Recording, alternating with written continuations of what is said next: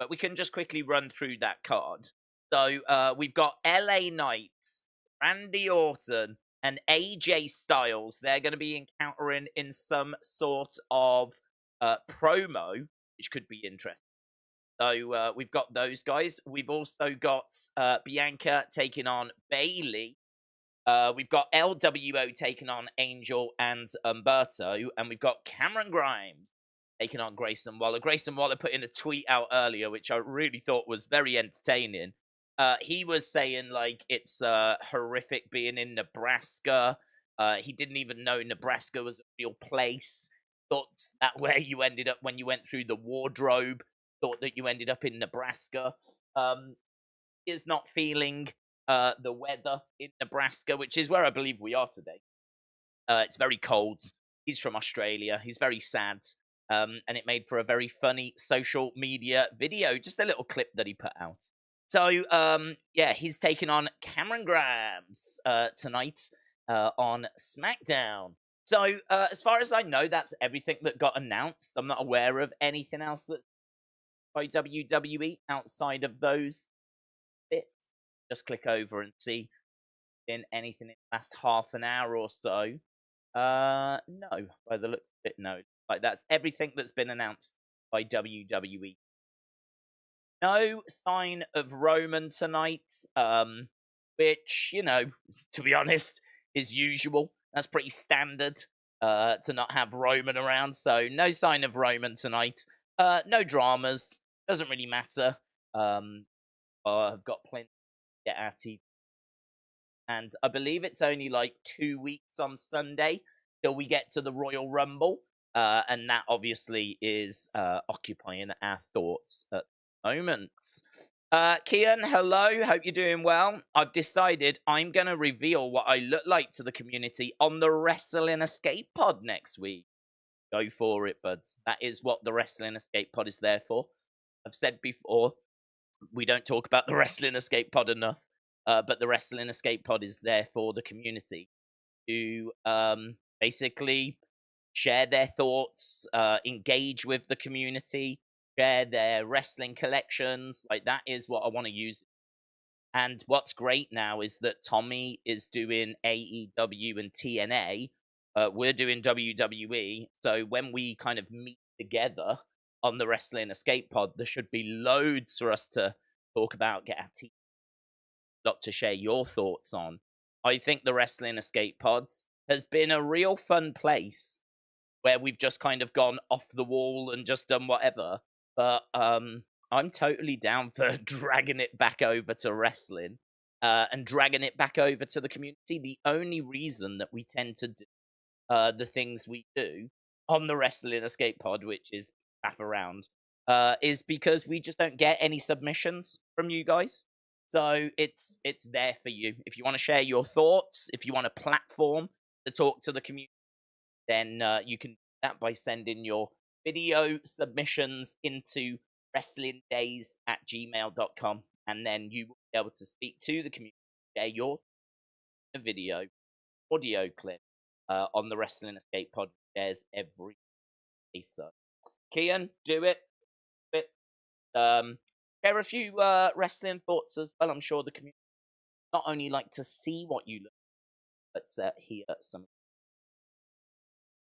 Hasib said, Days, I just want to say, in my opinion, I believe that report Roman not being at the chamber, load of rubbish. I believe they'll go overseas without one of their biggest stars. I would be gutted if I was in Australia. Well, that is, but they did Money Bank. Roman Bank? Where they go, yeah. Tag match.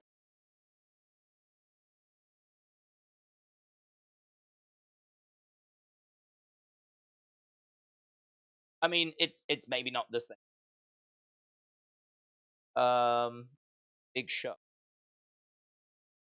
Yeah, was in a tag match. Yeah, he was in that tag match. Usos defeated Roman. Do you know what? I don't even remember that match. that matter, I do not remember the Usos against Roman Reigns, Solo Sikoa. I do not remember the Bloodline Civil War match, and we definitely. I don't know. I mean, look, you could right. You right. It could be a load of rubbish. Dave Meltzer coming out and saying that it's old is that it's not happening, never advertised, that kind of. I think that I've given up, to be honest, trying to guess what's right and what's wrong. It is my honest reaction. I've given up because like trying to guess like is Edge going to AEW, is CM Punk going to WWE. It's all just a guessing game, and you can base it on things from the past. But the lesson I've learned, and the hard lesson I've learned, is that we're in uncharted water. We are doing stuff that I cannot get a read on because Vince isn't in charge anymore. So the old way of benchmarking it against, well, I think this because of blah blah blah. I think this blah blah blah. Just can't do that now. Can't do that, and that's been a harsh lesson that I've learned. Can't do that because Vince is in charge anymore. Like he is at the top of the tree, but it's very clear that his is being drowned out. Let's put it that way. He is still a very important person in the organization, but he is clearly the lone voice. Definitely doing things. Do not feel Vince McMahon-esque. I think that message has definitely come through. Triple H in charge on his own, and I think that we're definitely some stuff that I've just never seen before. So we've gone into uncharted waters.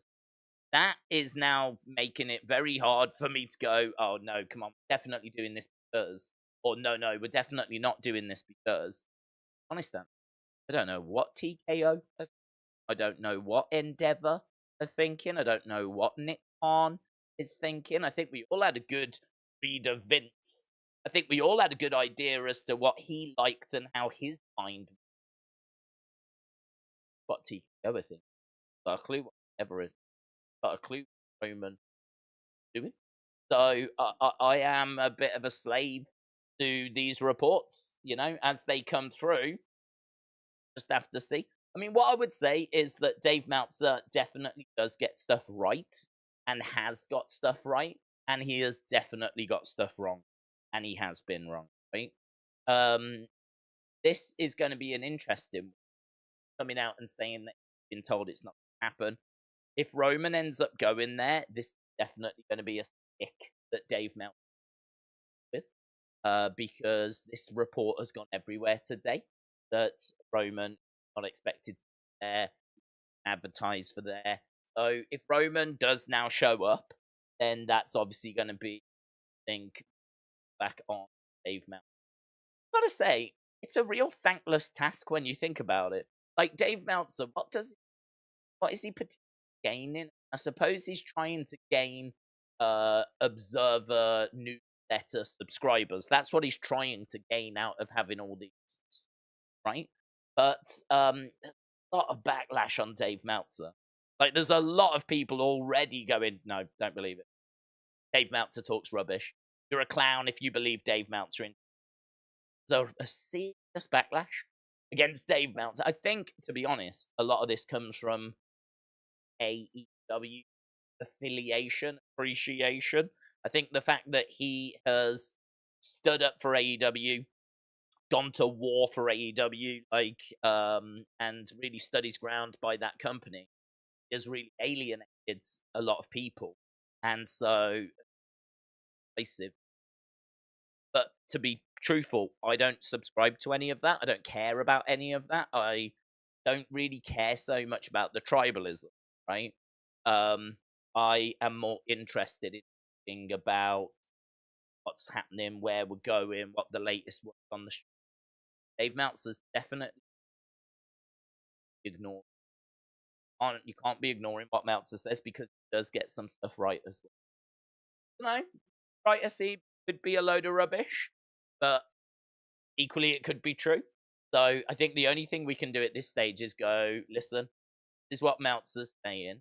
And honestly, this has been quite big news today. It's been the big story. If it turns out that it's a load of rubbish, I'm sure Meltzer will come out with the classic list plans change, right? The only thing I would say is I don't think that's going to work this, because I don't.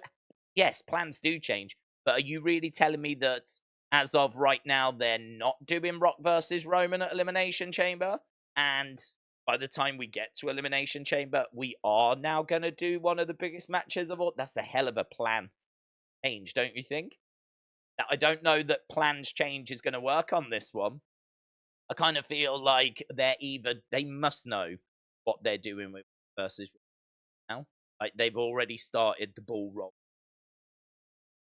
Rock coming out saying about being at the head of the table. That is massive and got everyone talking. They must know the end goal for this. They must know where this is going. So if Dave Meltzer's coming out saying he's been told it's going to happen in Australia, I actually believe him that he has been told that, because I don't know why lie about that and it be proven that you've lied about it down the road.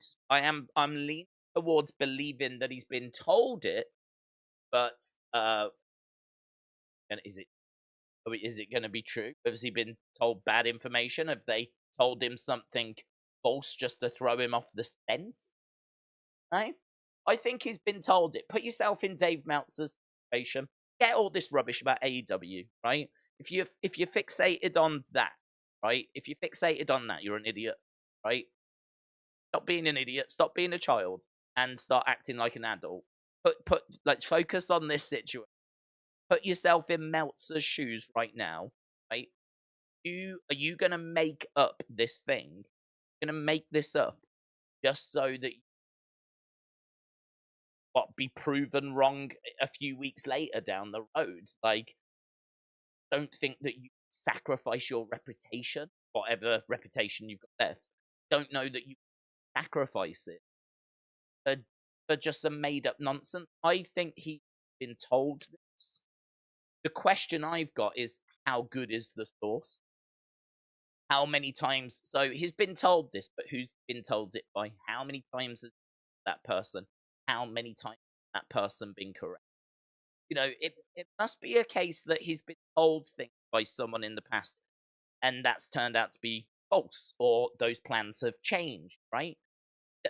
Does he start not using some of those sources anymore? Oh, you're not reliable. You're making up rubbish. Does he start eliminating those? I'd love to know about that question. I'd love for someone to ask him that question. Like, you know, start to filter down your connections if they are proven to not be correct. Or do you just take anything from anyone? Because I think he's been told it, right? I would believe he's been told it, because I would struggle to believe that he's just made it up, right? Because I just don't think that's in benefit to be not a story of this magnitude. It's gone absolutely everywhere, and had to know when he said it was going to go everywhere, because everyone's interested in the Rock Roman. This isn't a little thing, not a tiny thing that you can just kind of hide away. Issue of the right. It's not a little thing you can just say on the podcast and no one's going to pick up on it. As soon as you say that Roman, you've spoke to someone and Roman is not advertised or scheduled to be in Australia, you have to know that's going everywhere. You have to know that's going. No, it's going everywhere. No, it's going everywhere. Why would you make? Well, I don't think he's made it up. But like Hasib just said, is it a case that it's incorrect information? Is it a case that it's from a bad source? Or maybe people out there think he has made it up. I can't prove he hasn't, but I just think you don't need to do that. If you're Dave Meltzer, you don't need. I think that he has been told it, and I think he run with it. Honest, I mean, if it turns out that it's a load of rubbish, it's going to be that's going to be a big hit. Big hit on Dave. There's enough people sharpening their knives as we speak There's enough people that are getting ready to stick it into Dave Meltzer that really don't like him, and they'll do that the second. Um, so I, what I will say on it is, I believe he's been told it, right? I don't know how reliable the information is. Don't know where he, and I think that the reason as to why a lot of us thought Rock Roman could happen there, Australian had said or in Rube they wanted the Rock, and a lot of us were like, okay, probably not going to get the Rock, and now all of a sudden the Rock showed up. So it's quite coincidental that this rumor went around before the Rock showed up, by the way, that Australia wanted him for Elimination Chamber. Reaction to that was, yeah, of course they do. But now he showed up. Now he showed up, and now a lot of people are putting two and two together, going, Australia said they wanted it. Now here. And it's a bit congested around WrestleMania. So, Elimination Chamber. But it is true. It's never been advertised. There's nothing concrete that says Rock Roman's happening at Elimination Chamber. Nothing. And as has been pointed out by Wrestle with Andy and lots of other people, Rock versus Roman is such a no-brainer WrestleMania main event. I mean, it's a match that WrestleMania was created for. Like, that's the kind of match that you just put on at WrestleMania. You don't even think about it. But because of Cody and the story, all of that stuff, very congested. If they are trying to expand internationally, if they are trying to break into that Australian market, then Rock Roman, see why they would do it, but I can also understand people saying no, that's got giving away a match of that magnitude at a non-WrestleMania.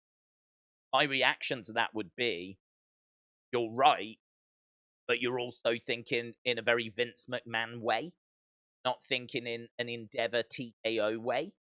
You're falling into the same trap I've fallen into, which is we're basing it on the past. It doesn't feel like the kind of match that should be at Elimination Chamber, because in the past, it's not the kind of match that would have been at Elimination Chamber. This is a different world that we're living in now. Got TKO, got Endeavor. Need to start thinking. I need to start thinking in a new mindset of, I can't benchmark this against anything else. There's nothing that I can benchmark against, because TKO have only been in charge since last year. So it's kind of like Brave New World. Endeavor might want each pay-per-view feel massive. They might not have any interest in show pay-per-view. In their Endeavor and TKO's mind, it might be, yeah, WrestleMania special. Always try to make that extra special, but they're not interested in just pay-per-view shows for the sake of it. That's going to bring in more money, to be honest. Going to bring in more money. Rock versus Roman, you're going to have people tuning in for that. Regardless of whether it's WrestleMania, Raw, Madison Square Garden, people are going to want to see that match. Like, that match is absolutely massive. So, yeah, I don't think it's ridiculous to think that they could have done it at Elimination. But equally, it makes sense for them to save it to WrestleMania as well. So, I suppose to boil this back down to its brass root main point, I would say I think that we're just going to have to watch it unfold. I think we're just going to have to watch it unfold, because there's so many ways that as we're getting these, we'll just, as long as they're coming from decent sources, yeah, not interested in John overheard something down the park, like your Meltzer, your Sean Ross Sapps, your Wrestle Votes, EW Insiders, the people that have been proven to have sources in the past and have connections in the past, As long as it's coming from those guys, then I'm invested.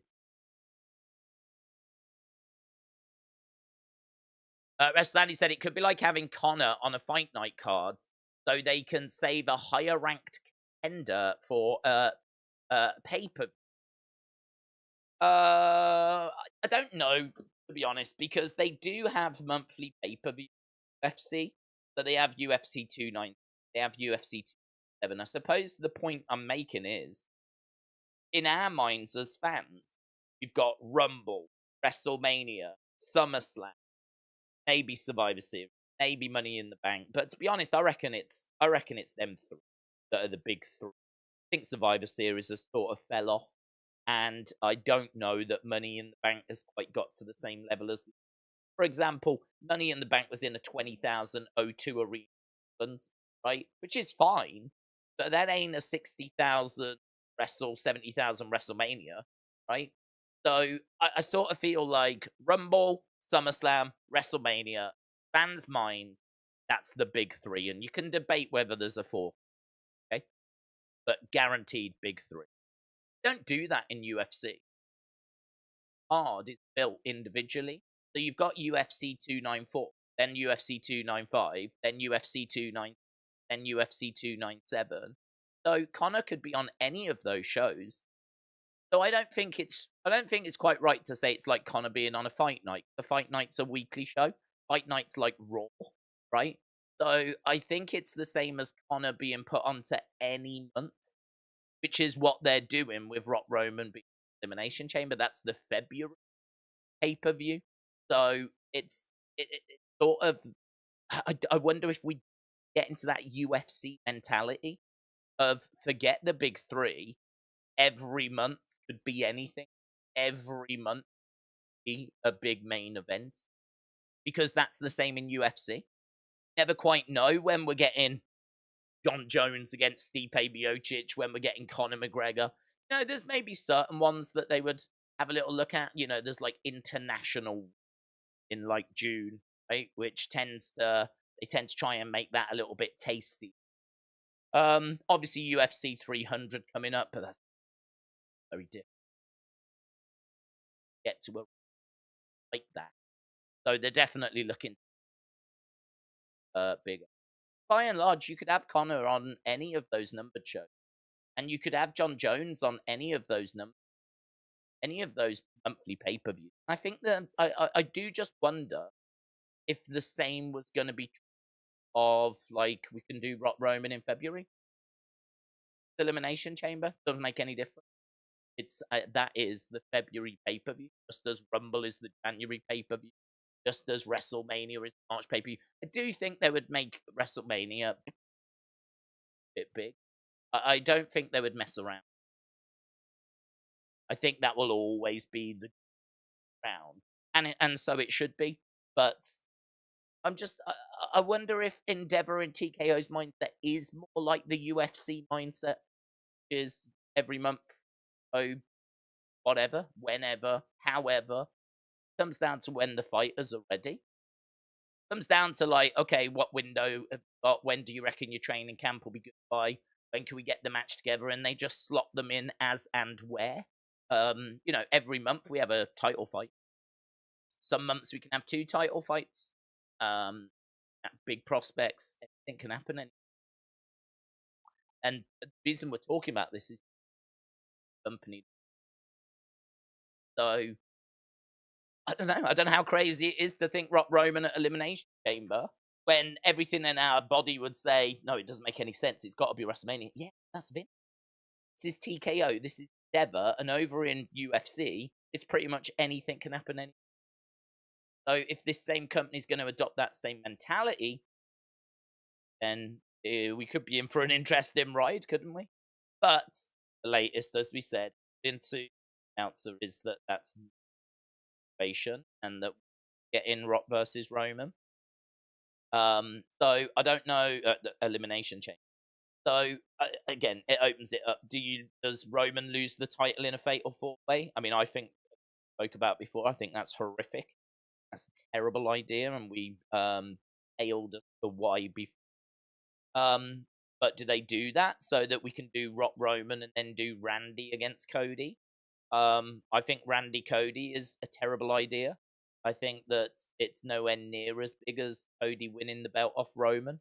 I think beating Roman is a big prize, just like beating Taker's. And I think that whoever beats Roman gonna have a big, like massive their profile, and that ain't gonna work if it's fatal four. And if it is Roman that's pinned, if it's Roman that's pinned, he's still got the excuse of I had to watch my back. There was 3 guys I was competing against. It wasn't a fair and even fight, and that's true. I mean, he's not lying. That is true. So it will feel like we got the title off him, but it won't really feel like a passing of the torch. And I would also argue, is Randy the right person for that torch to be passed over to? Because it seems like people want to pass the torch to Randy just so he can then lose it to Cody a few months later at WrestleMania. So I don't want to go back through that conversation again, but to me, that's just not the right way forward. I think that when Roman loses the title, it should be in a one-on-one match. It should be a big dramatic moment, like those big dramatic moments most had.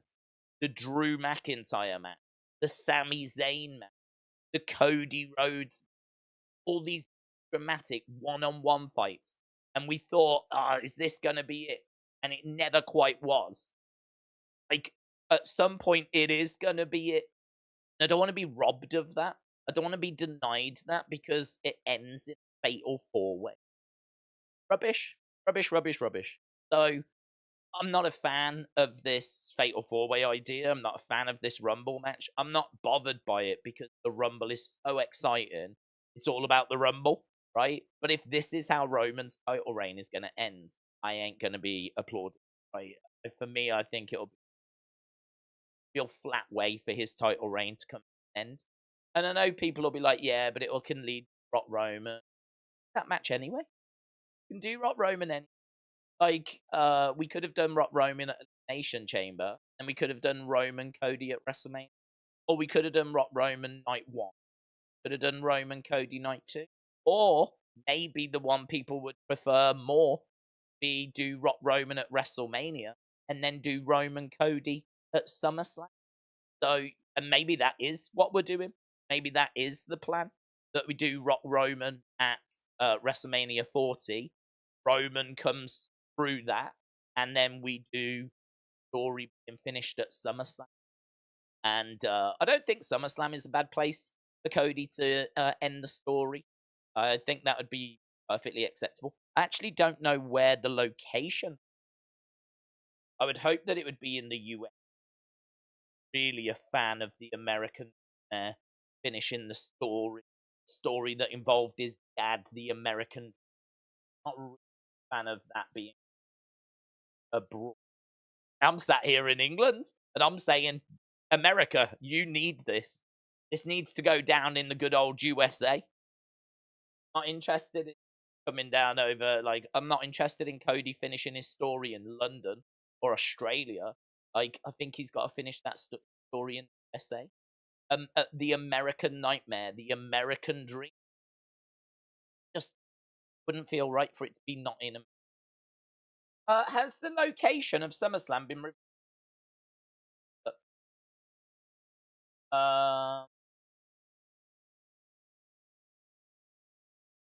Detroit hosted SummerSlam. SummerSlam takes place in August. It would be the first of 5 events. That's because WWE have already announced Bash in Berlin, just 31st. It doesn't look like we have. Doesn't look like we have. What if? What is there a big place in Georgia? Could you imagine? That's where Cody's. Could you imagine if they're going to announce SummerSlam? Announce SummerSlam.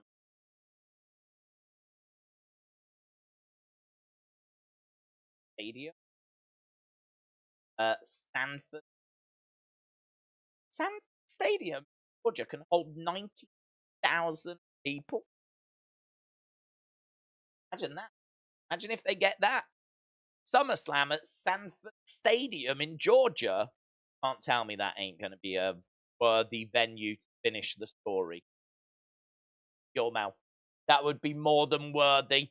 More than worthy. 90-odd thousand stadium in Georgia. Cody finishes the story. Definitely. But it hasn't been announced for them. Don't think it's...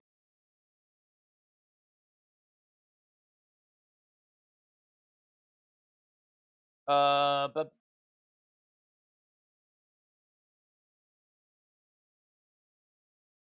SummerSlam is scheduled for a TBA date at a TBA location. Have to wait. That could be big, couldn't it? If that is what they're doing, Rock Roman at WrestleMania, and then all eyes on where SummerSlam's going to take place.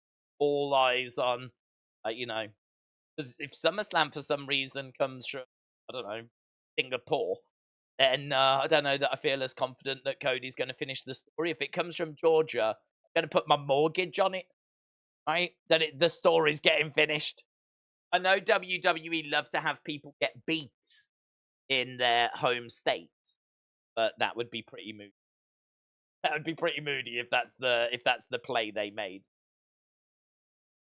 Mr. Dow Jr. said, "Can you check the mic?" Oh, why? Mic keeps cutting out.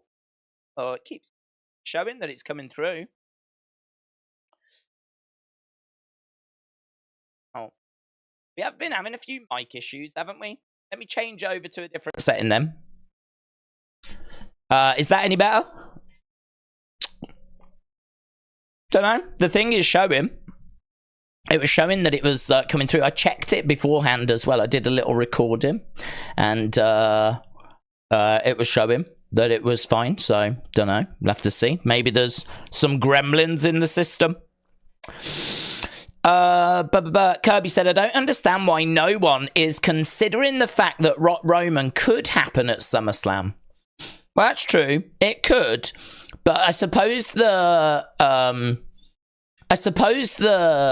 thought is, if you're going to plant the seed now and get everyone talking about it now, get everyone excited about it now, it's a long way to get. It's like good 6-7 months. Might not take place in August, but I think we definitely would be looking at July, if not for August. So we'd be looking a good distance down the way. Kind of feels quite early to plant that seed. It is true that we did announce WrestleMania 29 like 28, I think, a year in advance. But that was a bit different because we said exactly when it was going to be. Whereas with this one, like, you're right, we don't know when it's going to happen, but I suppose it feels like WrestleMania, or like it feels like it's got to be around that time. It being saved all the way to SummerSlam. They could be planting a seed for that. We could do we could do Roman. We could do Roman, Cody. Cody wins. But the only problem with that is that you've got Roman going in having been defeated. I don't know. Is that a problem? I kind of feel like Roman deserves Rock to be at his best and Roman to be at his best. I kind of feel like Rock should attempt to end Roman's title reign. I know that people say it doesn't need the title, and I do agree, but I also think it doesn't hurt that the title's involved, because so many people have tried to beat Roman that now we've got The Rock giving it a go, and I don't think The Rock wins. I think Roman wins, right? I've got very little doubt about that. I think Roman wins, but I think The Rock gives it a go. And that is quite the message to send to the world. That even The Rock, the biggest star in Hollywood, the guy that everyone loves, like one of the kings of the Attitude Era, one of the kings of WWE, someone that's absolutely on the Mount Rushmore of WWE, even he can't get the belt off Roman. Even he can't do it. That's a big message to send to the casual fans. That's a real big message. So I kind of feel that it's not a problem that the belt is involved. It's tricky, isn't it? It's really, really tricky. I feel like the way that I would be going is I would be fine doing Roman in an Elimination Chamber and then doing Roman Cody. If we don't do it that way, then we can do Roman Rock at WrestleMania, and then do Roman Cody at SummerSlam. My only concern with doing Roman Cody at WrestleMania and then Rock Roman at SummerSlam is you have Roman going in a little bit weakened because he just lost. Yes, he's going to beat The Rock, and, you know, that's fine. But I kind of feel like we're missing maybe an opportunity to have The Rock's loss mean more. Because if he tried to win the title and didn't and lost, then in a lot of casual fans' minds, it's like, well, no one can beat him. If The Rock can't beat him, surely no one can beat him. That means when Cody does it, it's an even bigger achievement. If The Rock can't get it done, well, no one can get it done. I promise you, that's what some casual fans would think. You know, he is idolized. He is seen as, like, you know, an end boss. I know he's been out of wrestling for a long time, but certain casual fans don't really think about that. They just see The Rock. They just see a guy that's big, jacked, one of the goats of WWE. Yeah, he's getting on in age a little bit, but it's The Rock. It's The Rock, you know? So I think that his loss could really mean something. When he loses to Roman, then it'll be a case of like, well, if he can't do it, surely no one can. And then Cody comes along and Cody does it. Jeremy said they need to pull the trigger on Roman losing it. They are now in danger of making that title worthless. The way Roman works and winning by interference is detrimental to his reign. How about we have the first ever ice rink match at Mania? WWE on ice, said Miss Clown. Well, I don't know that there'd be an appetite for that, to be honest. I don't know that that's the direction they would look to go in, but it would be, listen, anything is on the table with TKO and Endeavor. Oh, hello. Little behind-the-scenes picture of Bray Wyatt, which just popped up in my feed, which some people might like to see. You find the image. Yeah, Jason Baker shares a throwback picture with Bray Wyatt. Not really much to it. Kind of feels like it's inside his trailer. I would get the impression this is before his return, or maybe before some sort of show. So actually the most interesting part of this, and actually I'd say that's confirmed by the seat belts being on the seats by the looks of it. That definitely feels like a trailer. So if you want to know what the inside of a WWE trailer would look like, I'd say this is it right here. Yeah, I mean, look, you can see those seats in the background, and you can see like a couple of beds in the distance. I mean, it looks quite nice, but I don't know, it's maybe quite not as glamorous as what you would imagine. I mean, that carpet definitely looks quite worn, doesn't it? That carpet has definitely been walked on a fair bit, so... and also, these seats look like they're kind of wipe clean, which is a bit... I'm not sure how I feel about it. I like the wallpaper, the shades, whatever this globe thing is on the wall.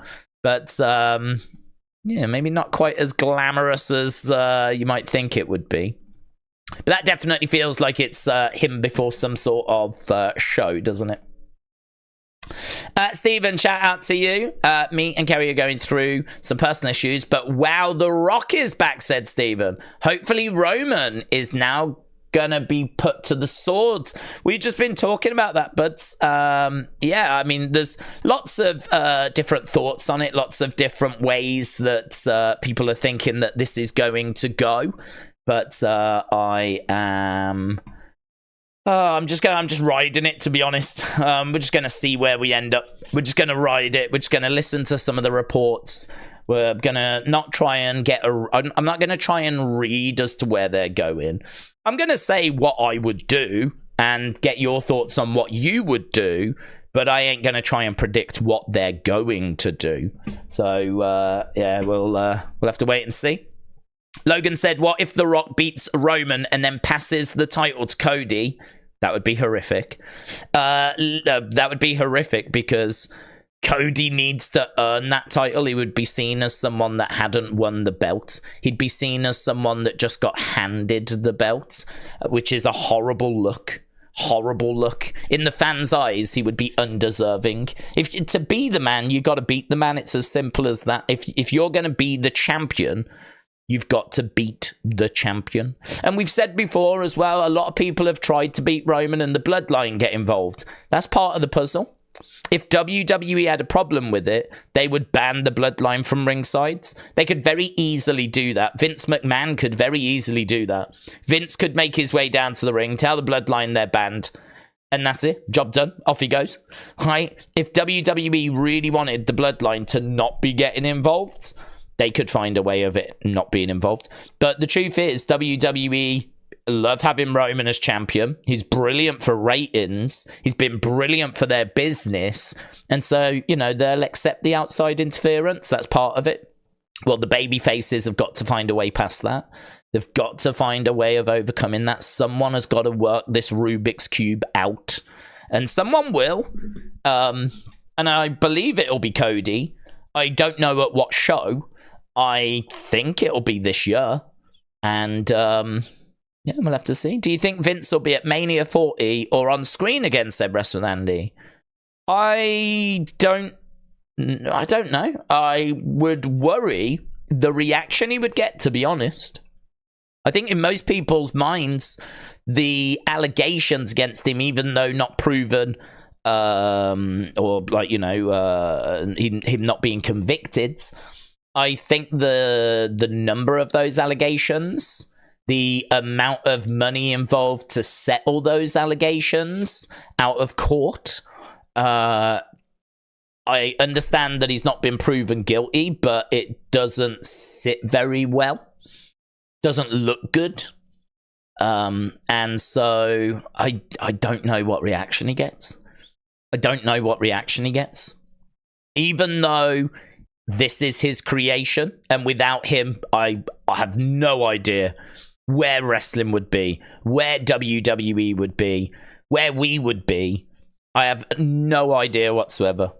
I have no idea. But it would be drastically different if there was no Vince McMahon. Even given his contribution to everything we love, I don't know how people would react to him. I really do not know. So I wonder if they would be tempted to do. So I feel like he should be seen again. I think it would be a real shame if we never saw him again. We know that with the Hogan stuff, they've had Hogan go out there with other people. So, like, you know, when he was hosting, he hosted WrestleMania with Alexa Bliss, and he's hosted with Titus O'Neil. And when he was involved in Saudi, it was Team Hogan against Team Ric Flair. And so we had, like, you know, a lot of other people involved. So maybe they do something along those lines where Vince is never, like, just out there on his own. He's always with Stone Cold or something like this, you know, or he goes out there with The Undertaker so that Vince isn't like getting booed out the building or something. I don't know. It'd be a tricky one. That be a real tricky one. I don't think. I don't think I know how fans would react. I really don't. I don't know, and I don't know if WWE know either. I mean, I couldn't boo him. I don't feel good about the allegations that were against him, and it doesn't sit right with me, and I certainly could not bring myself to stand and cheer like I once would have done. I mean, once I would have been instant out my chair, on my feet, whooping, hollering. You know, I would have been like a full-on mark for Vince McMahon. I couldn't do that now. It's just a bit uncomfortable. It's just a bit seedy. It's a bit, doesn't sit well, does it? So but I don't think I could bring myself to boo him either. You know, he's given so much. It's true of life that everyone's got good and evil in them, and everyone can do good and bad things, and it's not a straightforward thing, is it? It's not an easy thing. For some people, it might be. Some people might be like, I don't care what he's done. I'm going to cheer him. I love Vince and everything he's given me. Or some other people might be like, no, I can't see past the allegations. Like, that's too much. Like, I don't care what he did for wrestling. That's too much. I am not trying to sit on the fence. I'm just being very real. I fall in the middle. I don't like the allegations, feel uncomfortable about the allegations, and it's definitely reduced my enthusiasm for seeing Vince.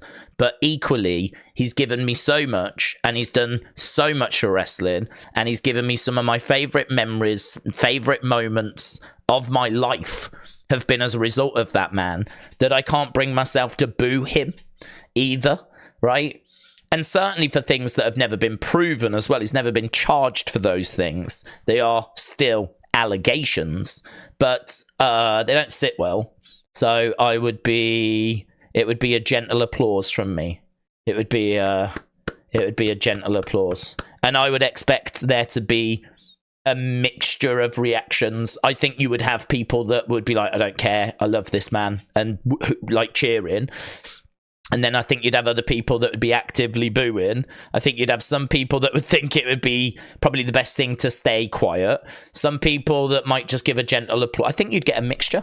I think there'd be a mixed response. That's what I would expect. Because if I don't know quite how I would react, I've got to think other people wouldn't know as well. And I think you times that across a stadium, you're just going to have a lot of people not quite knowing what they're meant to do.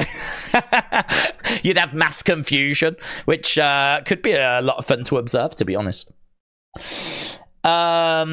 PS3 Mason 007 said, I'm bored of Roman versus Cody notion now. There's another credible champion in WWE that could be just as formidable in Roman and Gunther. I wish we were in a world where Gunther was champ and Cody had to beat him. Okay. I would just say, like, I don't know how we're gonna get the title to Gunther. Not that one. I feel like you could have Gunther get it from Cody.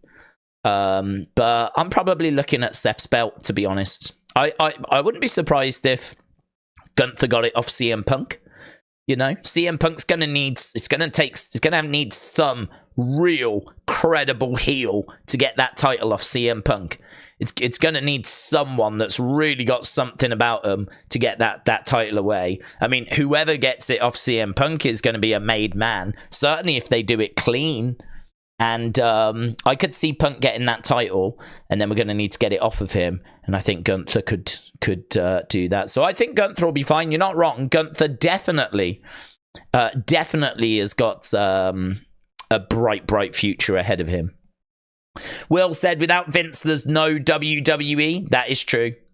That is true. Travis said, do you feel the same way for Chris Jericho? I feel the same way for Chris Jericho, yes. The thing with Chris Jericho is that I've not heard as many allegations for Jericho. So there's only this Kylie Ray thing. And to be honest, I don't even know what that's about. Because what I've read is that she got invited to his dressing room where I believe he, like, hit on her. Like, was making advances on her. What actually went down, I don't know. Granted, he's a married man, and so that doesn't sit well, but I don't know what his relationship status is like. I don't know if he's in an open marriage, open relationships. Like, these things do exist. Maybe what happens on the road stays on the road. Maybe they've got one of those kind of arrangements. I have no idea.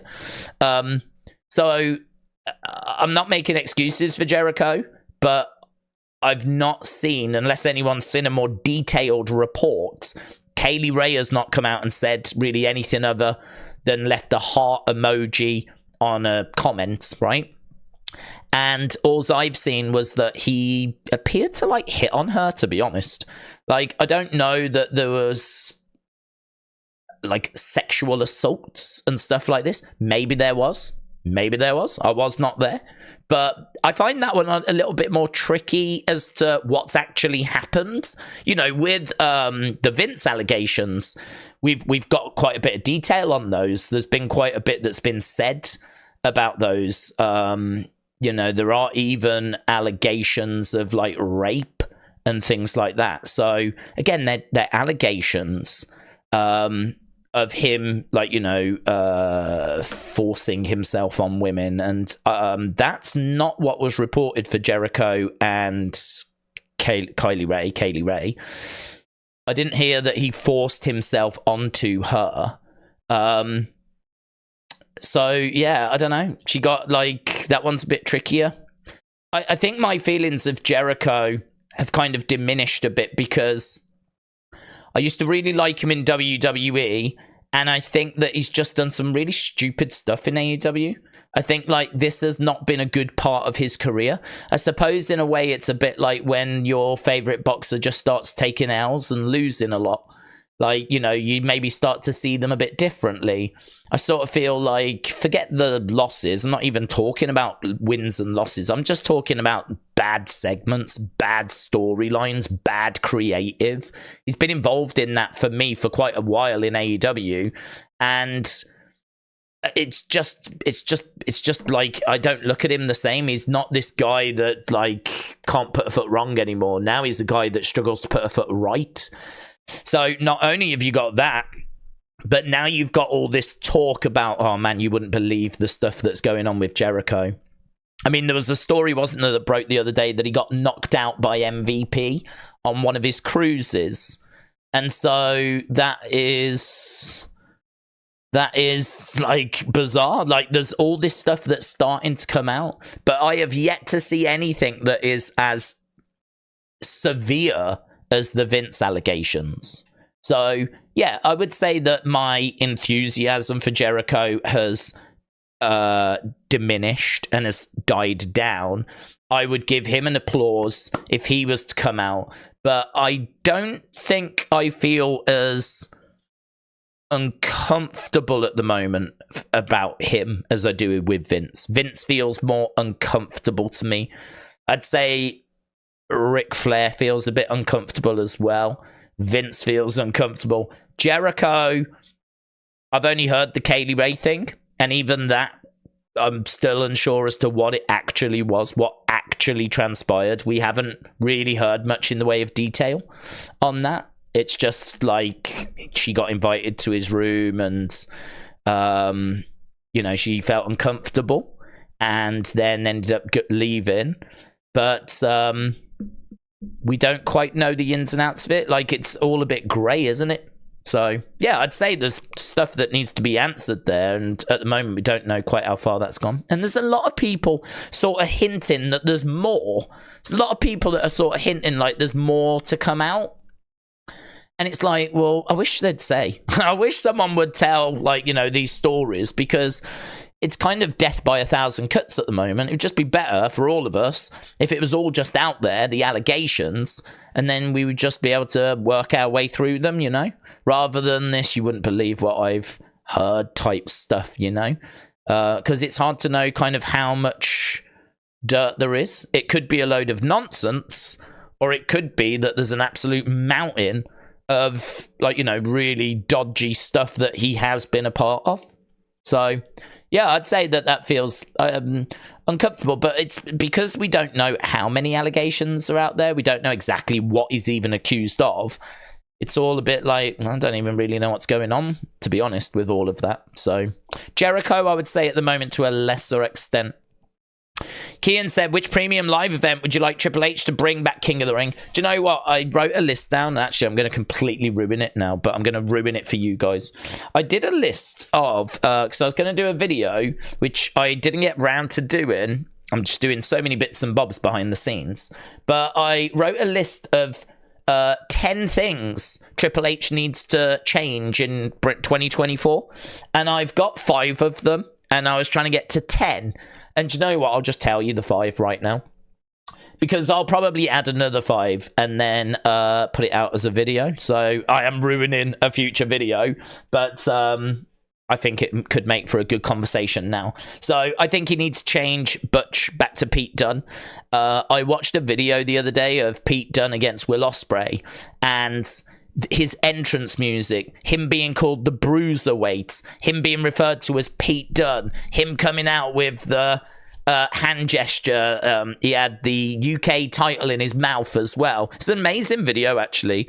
Him against Will Ospreay when he was NXT UK champ. Will Ospreay was IWGP Junior Heavyweight Champion, and these two met in a match in the UK, and it's been put up on YouTube. So it's kind of like this meeting of two promotions, like Will Ospreay from New Japan taking on Pete Dunne from NXT in a promotion in England, whilst they were both champions in their own companies. A match I'd never seen before. And it's amazing, of course it is. But I was watching that, I was like, God, we keep saying it every stream, but Pete Dunne is so cool, and honestly is capable of so much more than what we've seen on the main roster. They have really watered him down. Really just, you know, what they've done with him has been horrific.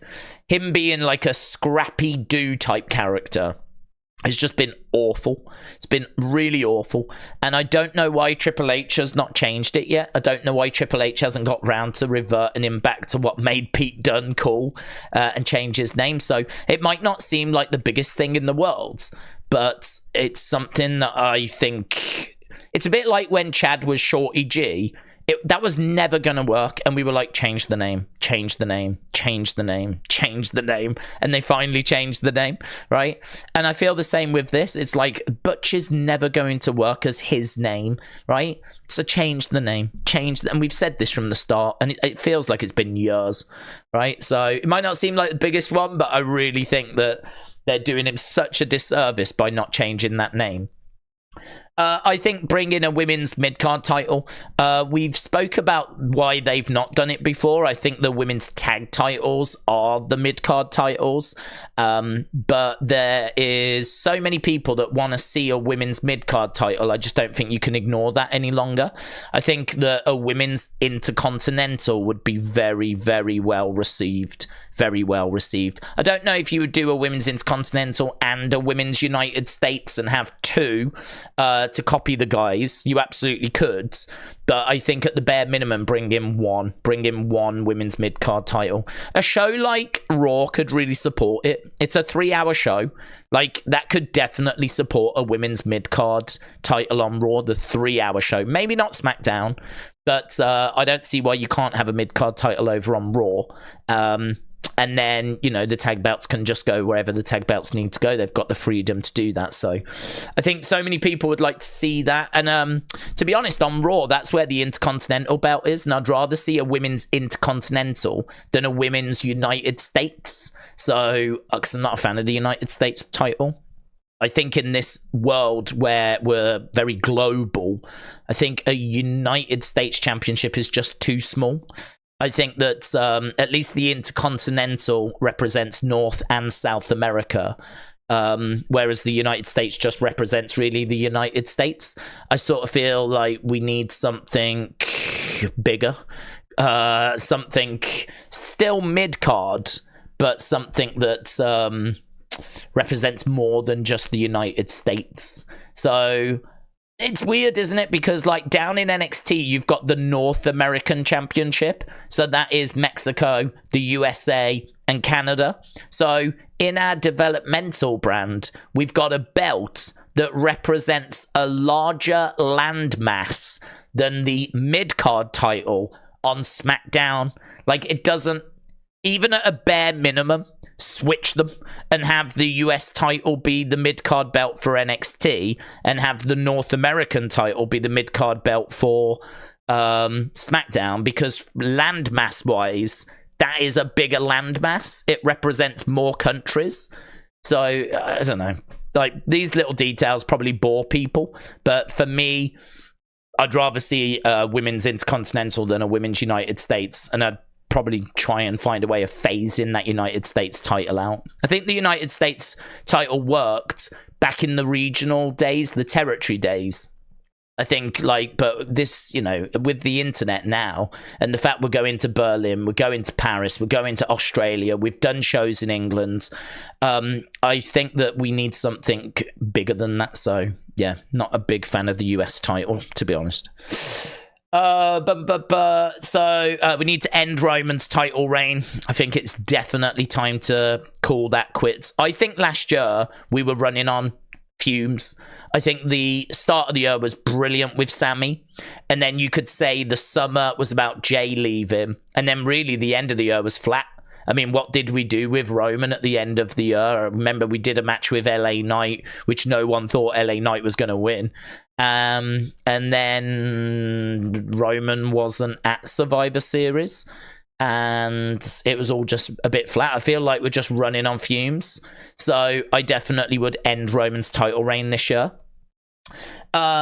I would turn Austin Theory face. I think that needs to happen. I think Theory just has never quite worked as a heel. I think that him as a babyface, he's got a bit of like John Cena vibe about him. He's got that natural bodybuilder physique, and he's young, and he can cut promos. He's got a bit of a personality about him, which gets hidden when he's a heel, which I think you saw his personality when he was a bit goofy and he was in the way. So I think if you can tap in a bit more to that, like his actual personality, rather than this just nothingness, I would definitely look at him being a face. And to be honest, I do think that might be where they're going, because we're doing Theory Grayson, and I think these two are going to split, and someone's going to be a face and someone's going to be a heel, and I think Grayson will be the heel, and I think Theory will be the face. So I could see Theory against Grayson feud later this year, with Theory being the face. But we finally got to the question I was asked, and that is, what pay-per-view would I bring back? And I've actually got it written down for things I think Triple H needs to change and reintroduce and whatever. I would have him bring back King of the Ring. I think King of the Ring went away because Vince doesn't like tournaments. He's never been a tournament guy. He's never liked tournaments. We could have done loads of tournaments. We could have done G1s, and we haven't, because he's not a fan of tournaments. But Triple H likes tournaments, and we've seen, obviously, the Dusty Classic. We've seen breakout tournaments. We've been seeing US tournament recently. So we get a fair few tournaments now. But I think that there needs to be a big tournament. I mean, look at the success of the Continental Classic by AEW. Might not have resulted in a ratings boost, but pretty much everyone that watched it said it was brilliant and they really enjoyed it. And Tony Khan heralded it as one of his greatest recent achievements. And it was very good. There was a lot of very good matches in it. People were engaged in it. And I think that it shows that a big tournament can be successful. And I think that under Triple H, the prize of being king definitely needs tweaking. Having a robe and a crown and parading around as the king is a bit old hat and a bit cringe. Like, you definitely need to be a made man. You need the ability to control things. You need the ability to get a title opportunity, or I don't know. The prize needs to be an interesting prize.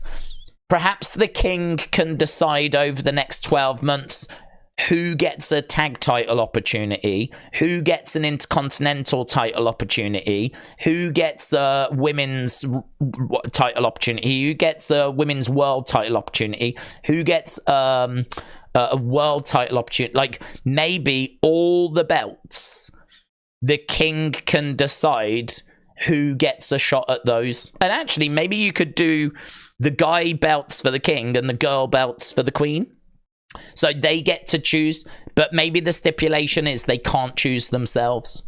The only stipulation is, when you are king or queen, you get a title shot yourself, right? It's not one that you can call in at any time. You have to give advance warning and say, I'd like it for SummerSlam, I'd like it for Survivor Series. So you get a title shot. But to make it different to the Rumble and to make it different to like Money in the Bank and other things, perhaps you could decide, like, I want the tag champs to go up against DIY. And of course, you know, everyone's going to buddy up to the King then. Everyone's going to want the King to pick them and for them to be the ones that get selected, you know? So this gives the King power. It gives the King an actual responsibility. Like, the problem with King of the Ring in the past was that you wore a crown, you got a cape, and that was it. You didn't even get a title match yourself. You got nothing. It was rubbish. It was garbage. There was no worthy prize. But I think if you can find a way of giving the winner some degree of power, some degree of authority, however you want to do it, right? Doesn't have to be the suggestion I just came up with. I've said before, you could have it where they book a whole show. So whatever the pay-per-view is after King of the Ring, the King gets to pick what that card is going to look like. Like, they get some degree of power. Winning that tournament matters because of this reason and this reason and this reason, right? So I would be interested in something along those lines. And again, if you don't think that's quite the right way forward, then it can be tweaked. But it has to be something that gives them authority or power. And I've said before, I would have everyone involved. Other than Roman and Seth, everyone is involved. And you just do a roster-wide knockout tournament. I don't care if you're in a tag team. I don't care if you are a jobber. I don't care if you are the Gunther. Like, everyone except for Roman and Seth, everyone else is involved. And you just do this big roster-wide tournament where you whittle it down and you get down to the final four, and then you do the semi-finals and the final for the guys, and you do the semi-finals and the final for the girls, and you crown king and queen, and then they get some sort of power, some sort of authority. And honestly, that's going to eat up a lot of TV time. These matches are going to matter. You can tell some really good stories. There can be some new feuds that get created. Best might have to go up against each other. So, you know, there's a lot of stories that can kind of come out of this. So that is definitely the one that I would look to reintroduce. I think there's so much that could create. There's so many interesting matches that could spit out tag partners going up against each other, rivals, new rivals being created, new stories being created, friends turning on each other, best friends having to compete against each other, Judgment Day members competing against each other. Dominic's got to take on JD McDonough in this tournament now. Rey Mysterio is going to take on Dominic. Like, some of the matches can be matches that are WrestleMania worthy. You know what I mean? Like, you could have, like, Sammy against Kevin Owens. Like, you could have Dominic against Rey again. You could have Damian Priest against Finn Balor.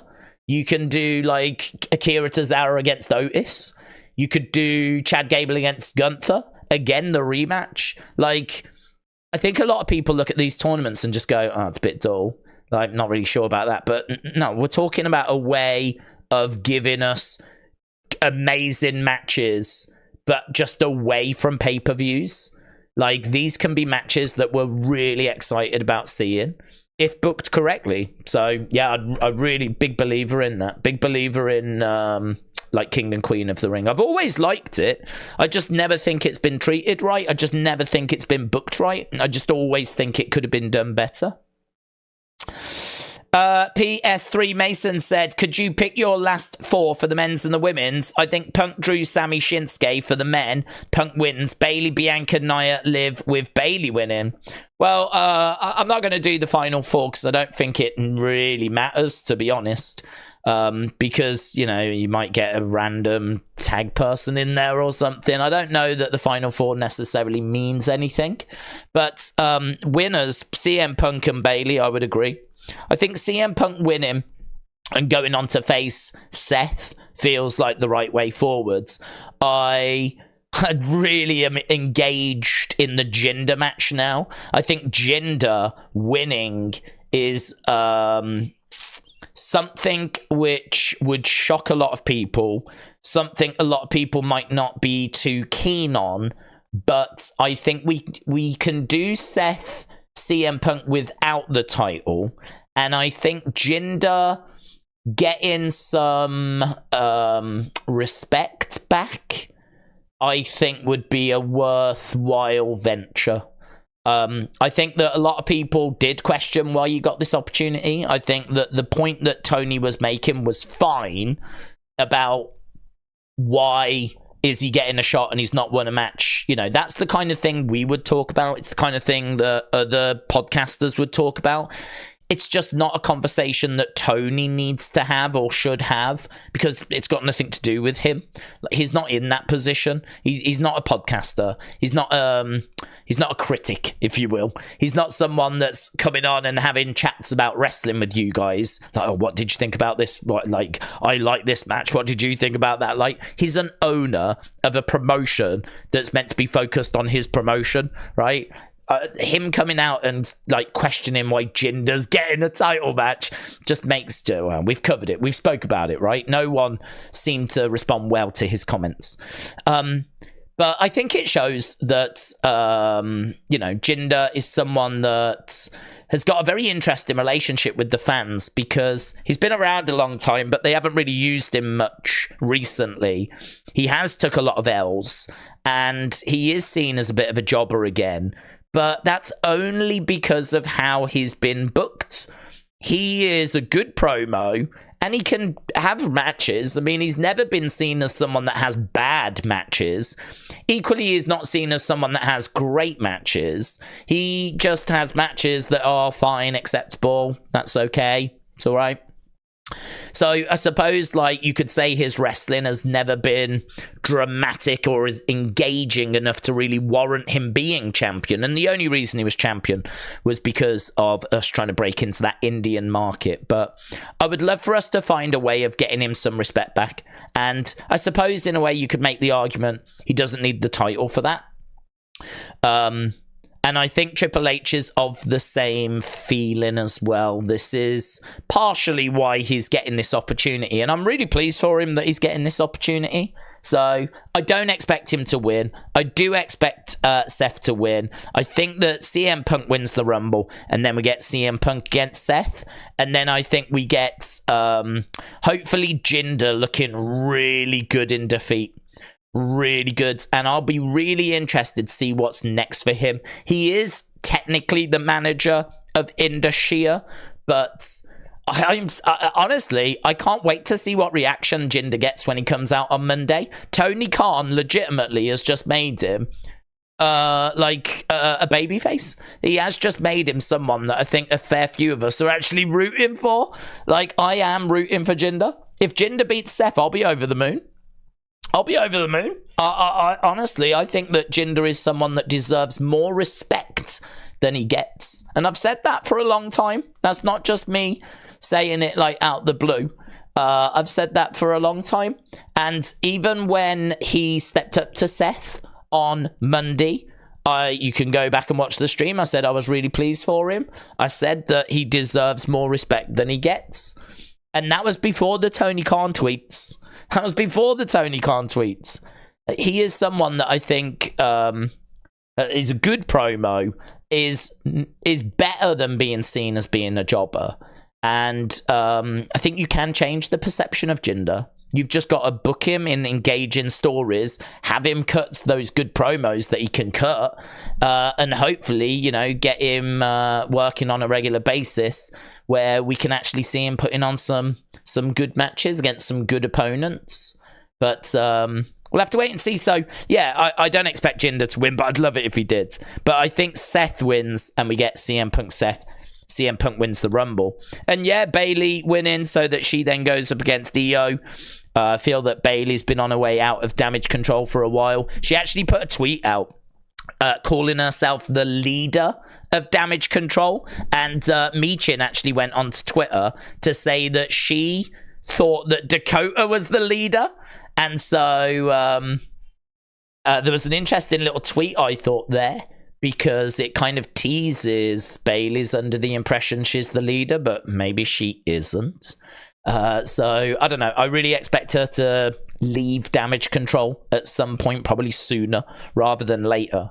And her winning the Rumble, I think, could mean she is then on a collision course to go up against Io. I don't know who would win that, to be honest. I don't know who would win that. I feel like Bayley may win it, because if she is going to go up against Io, she's going to be a face, and she's going to be out of Damage Control, and she's still relatively young. So it's not like this is the end of her career. She's got to put Io over because she's like John Cena or anything. She's still young. She's still got years and years and years and years and years left in her career. So I think that she could turn face and could end up beating Io and having another run with the title. So Mitchell said, what are your thoughts on Bobby's team being called the Pride? I don't think it's the strongest name. They should have gone a band route and called themselves Bobby and the Prophets.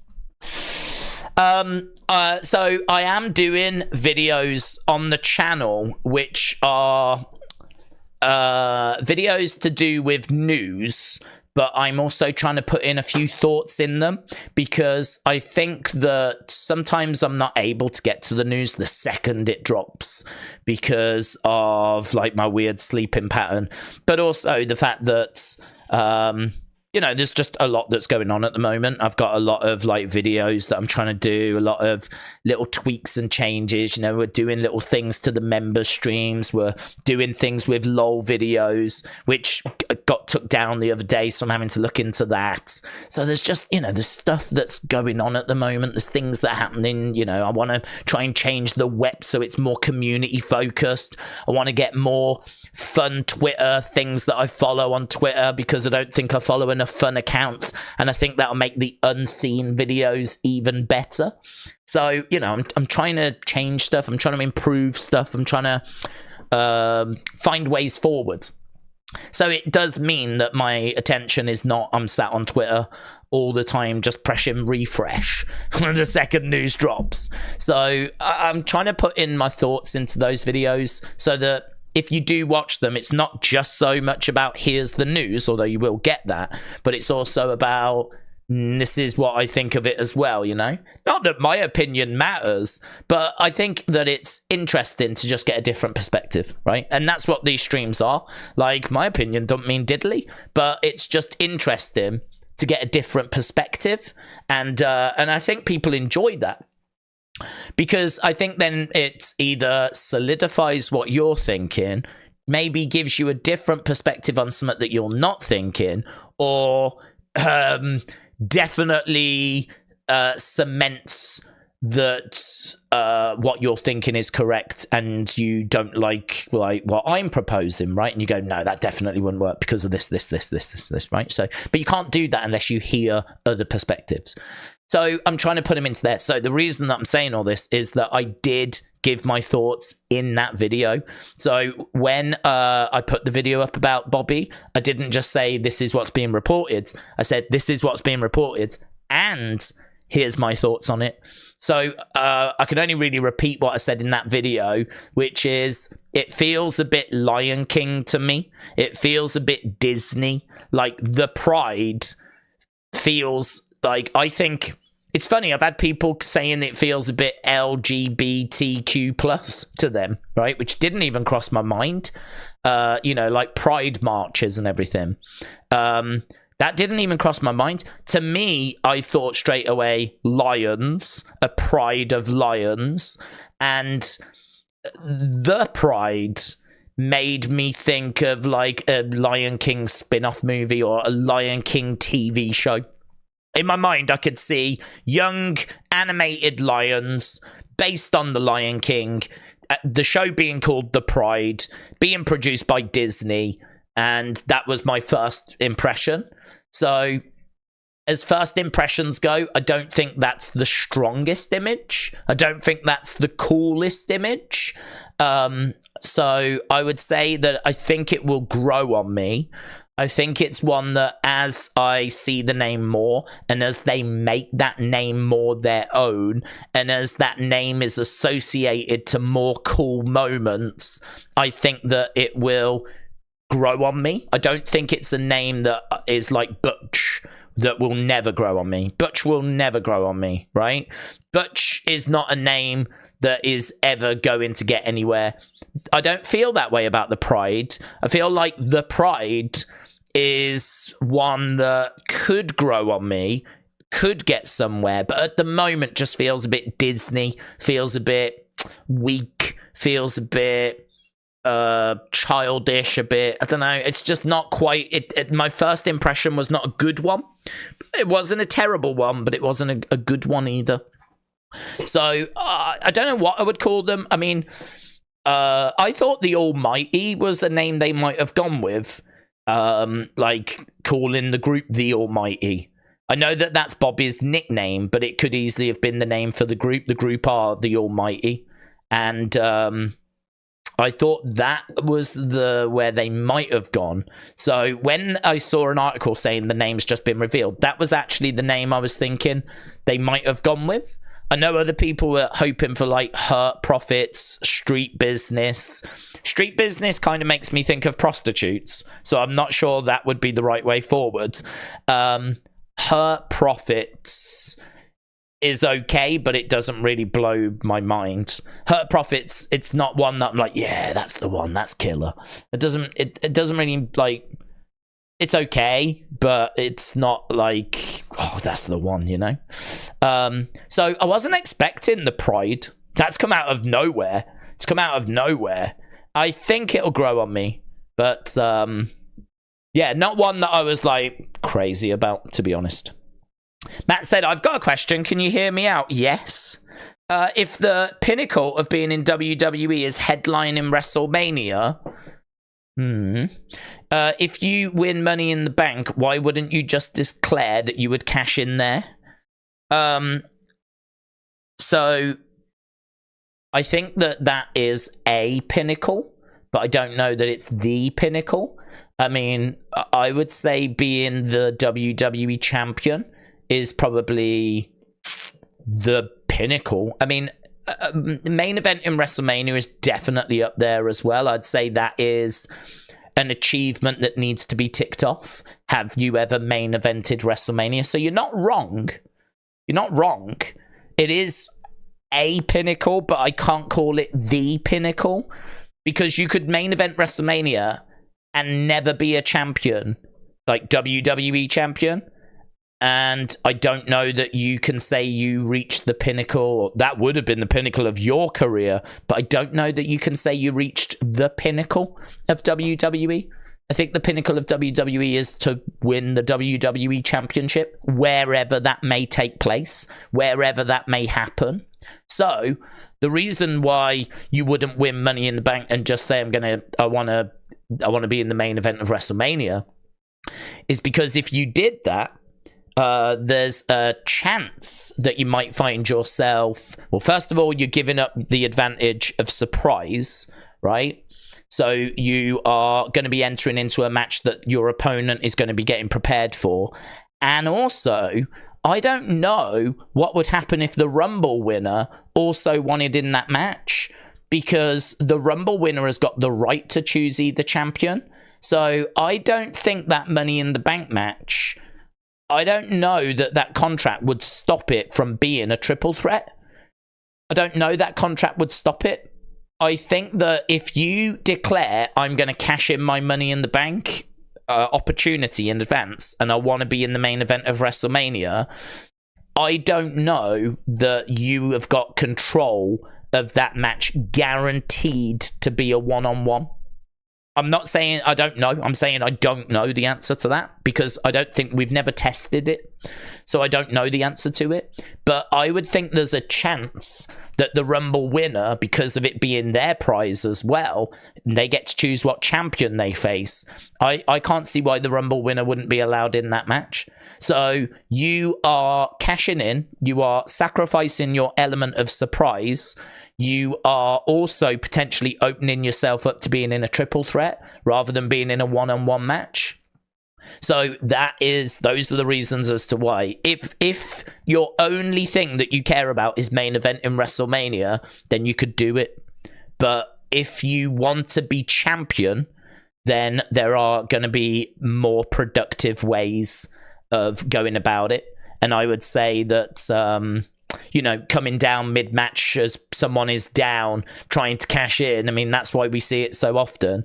That is clearly going to be your best chance of getting the title, is beating someone when they're injured, beating someone when they're down, and capitalizing that way. So that's why I don't think people necessarily do it. It could be done. If you had a babyface who has... been champ before maybe, and, it's not main evented WrestleMania, they may want to use it to main event WrestleMania. Because to them, main event in WrestleMania is something they've not ticked off. Think about Bayley.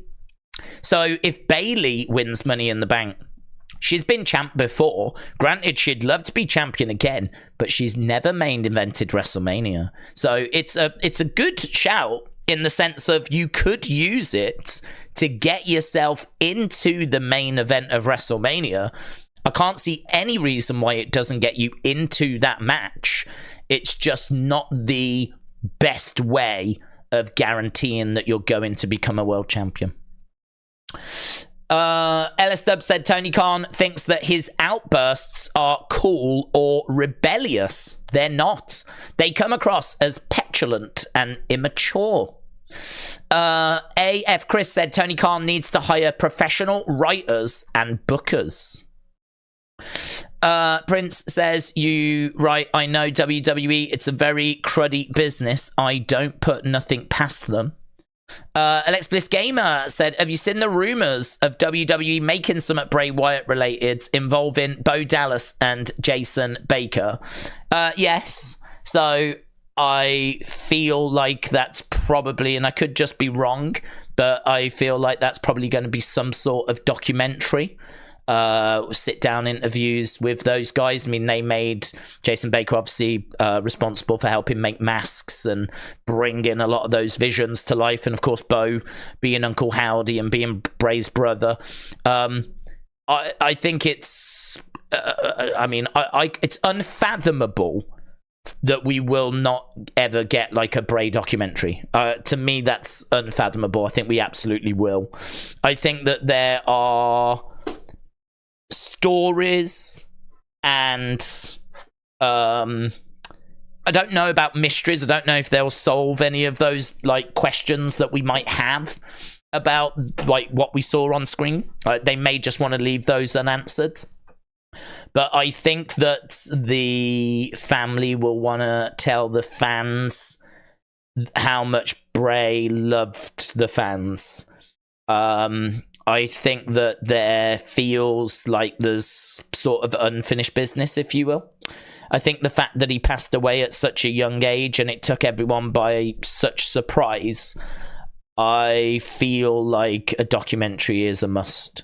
I think looking at his life, his career, basically documenting his journey, his key moments, maybe seeing some home footage we've not seen before, maybe seeing some outtakes we've not seen before, maybe hearing from some perspectives we've not heard, hearing Bo talk about Bray and what he thought about different moments, maybe hearing from JoJo and getting her insight into what he thought about different moments, maybe hearing from Vince, hearing from Triple H. For me, like, that's what I would think that they were doing. It wasn't long ago there was a report that went around that there's not believed to be any other fun houses or anything like that, so I don't think it's anything like that.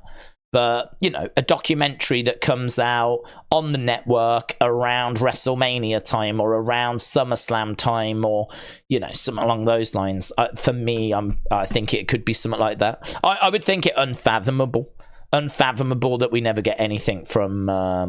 never get anything regarding Bray, you know. We've done documentaries on so many people And we've done a lot of rehashing as well. I mean, how many times do we need to talk about the Attitude Era? I feel like there's documentaries, TV series, DVD releases, like Attitude Era stuff all the time. We've covered Ruthless Aggression, and we've done different superstars. You know, Bray is not going to add to his story anymore, of course. But so having something that kind of ties it all together, having something that brings his career together and gives us these different perspectives from key people that have worked with him and been in the industry, like Jason Baker. Maybe if we can get Tom Savini as well, and so on, so on, so on. I would think something like that. So, but I haven't seen like any articles on it. I just got like a...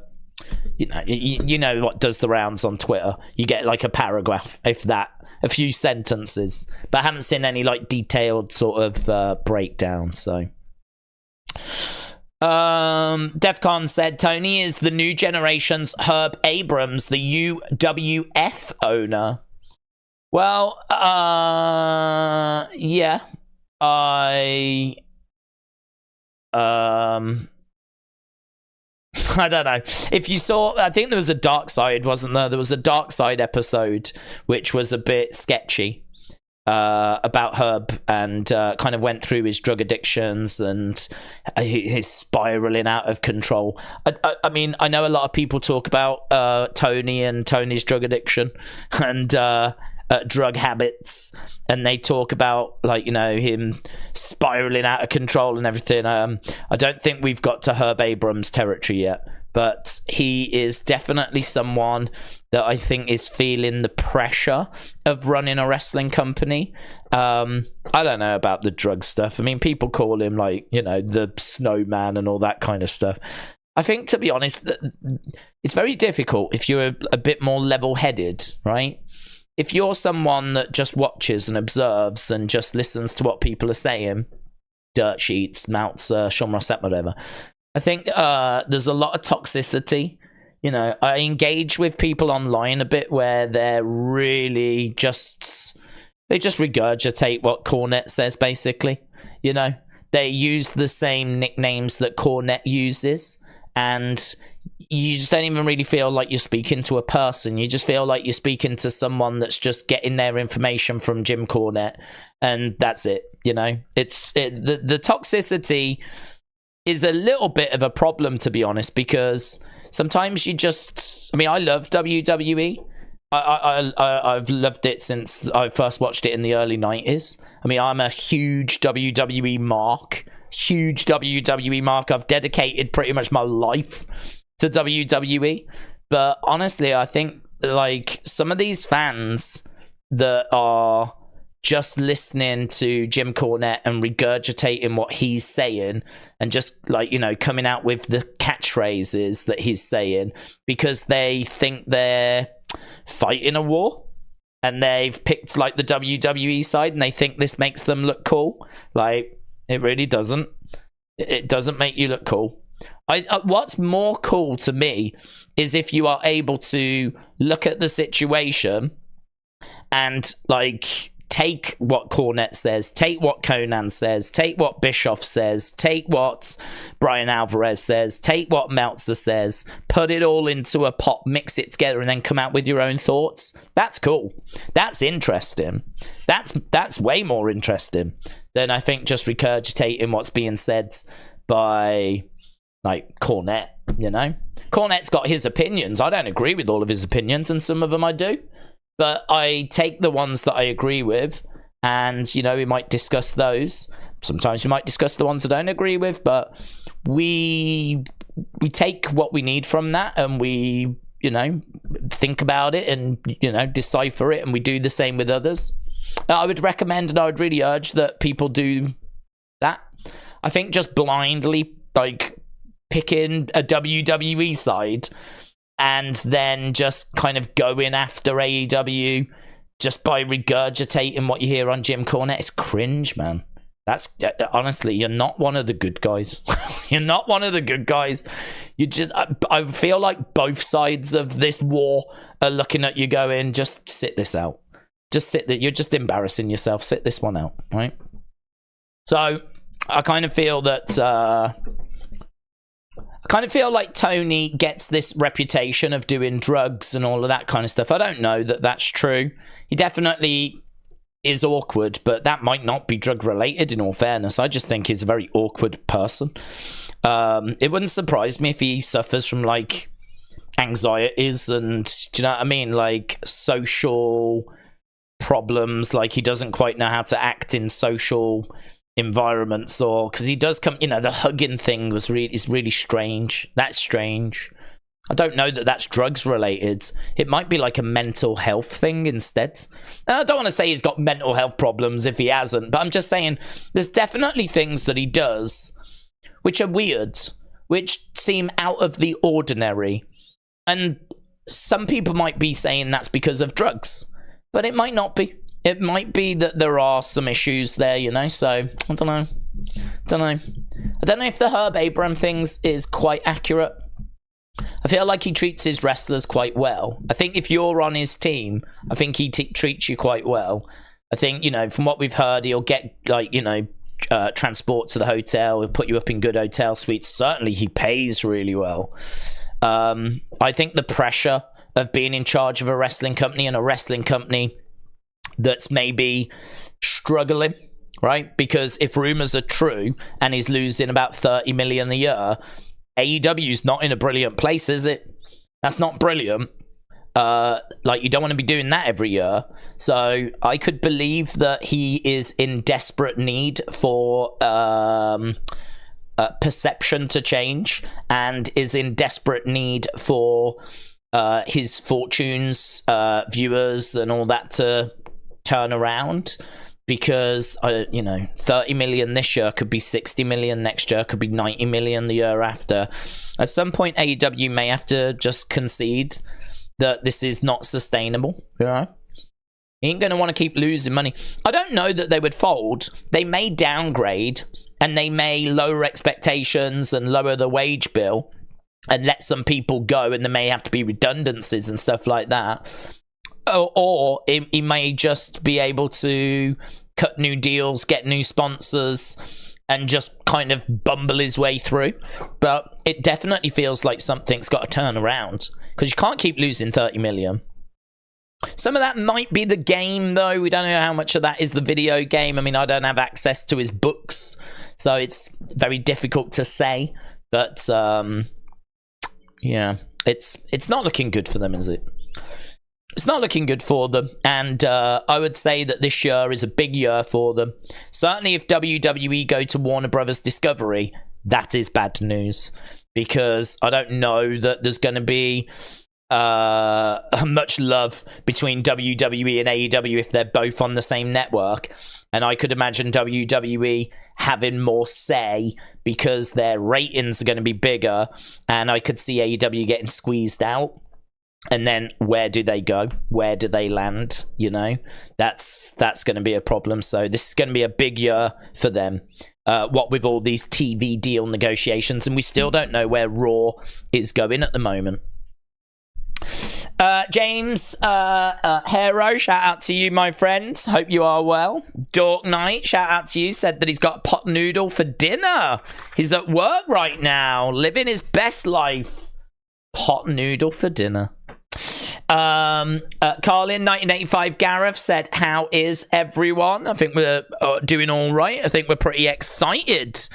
We are 19 minutes away and working our way towards this week's SmackDown. If you are just joining us, LA Knight, Randy Orton, AJ Styles are going to be cutting promos. Bianca against Bayley is one of the matches that we've got to look forward to. LWO taking on Angel and Umberto, and then Cameron Grimes taking on Grayson Waller. Defcon said, I meant as an evil promoter character like Abrahams.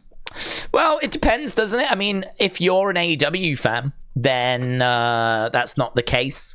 I suppose if you was a UWF fan, then maybe not the case.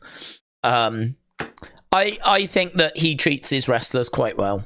I think he treats his wrestlers well. I think that he is a heel to hardcore WWE fans. And I think he has made himself very unlikable. I mean, I'm not trying to defend him. I'm honestly not, because I've publicly said I think AEW would be a lot more likable without him. And I think a lot more people would find it easier to support and get behind AEW if he was not involved, or if he was involved but just silent. He just put the money up and we never saw him or heard from him.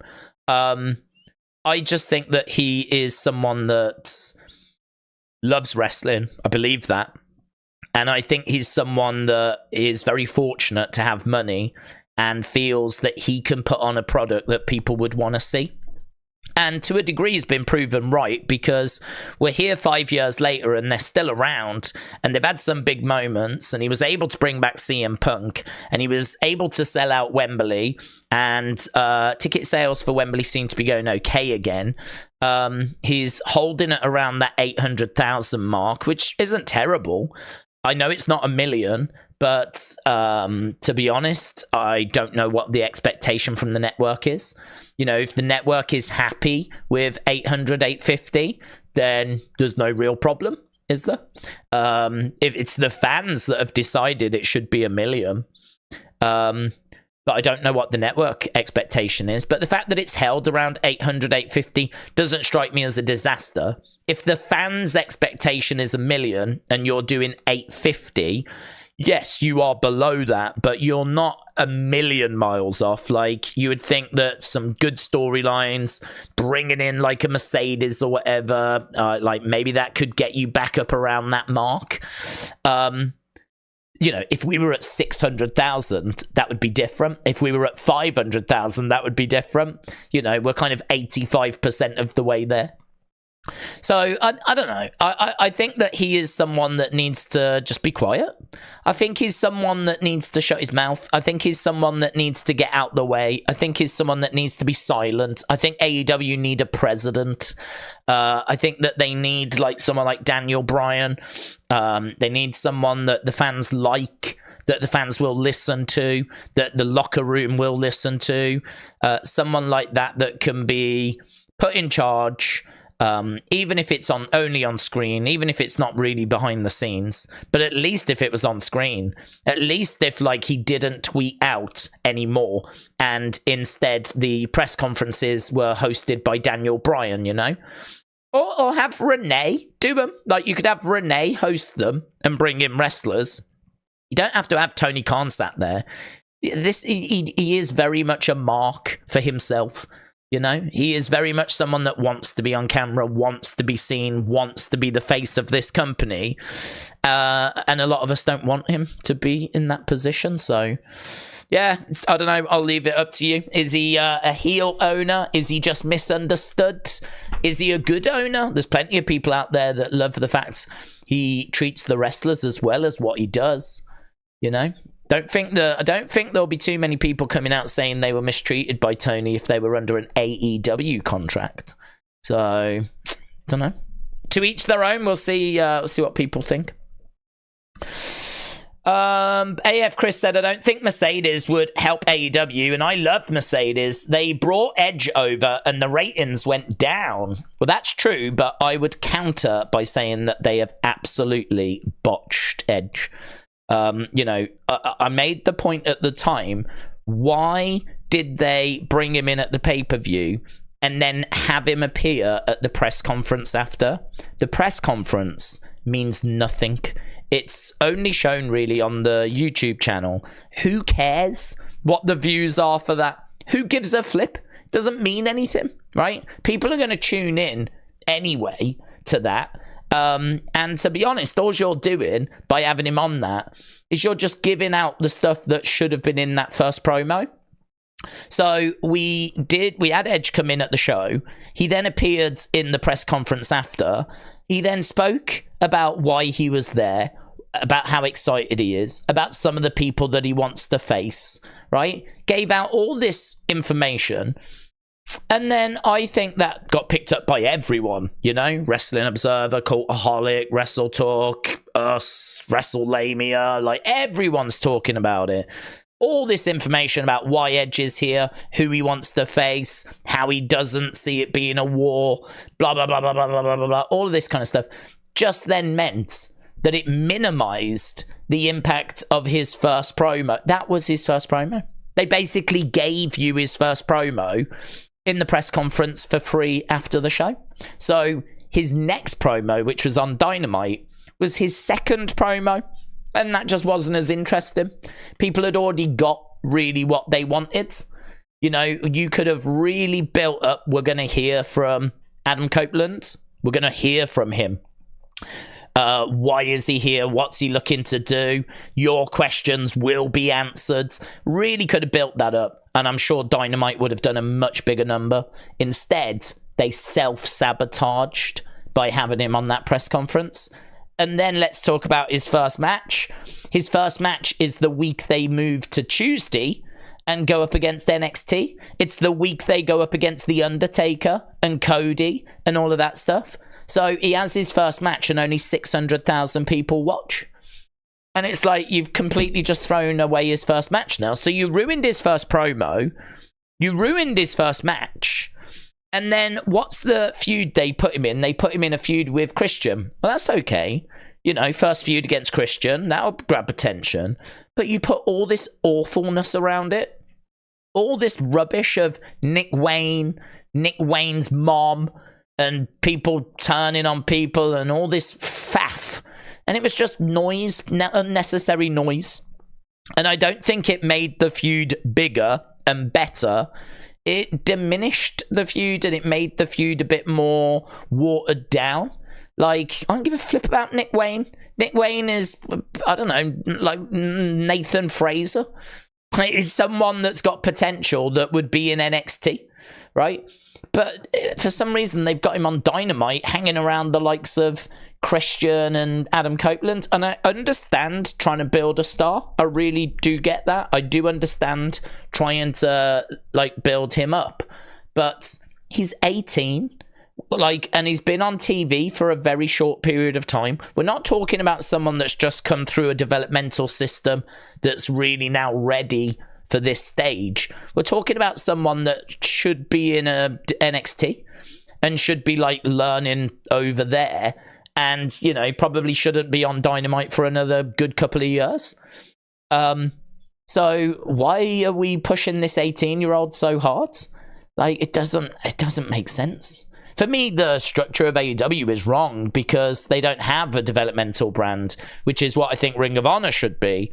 Ring of Honor used to be King of the Indies, and you used to cut your teeth there, put on bangers, and then get called up to NXT or TNA or wherever. You know, you would go from there to a bigger promotion.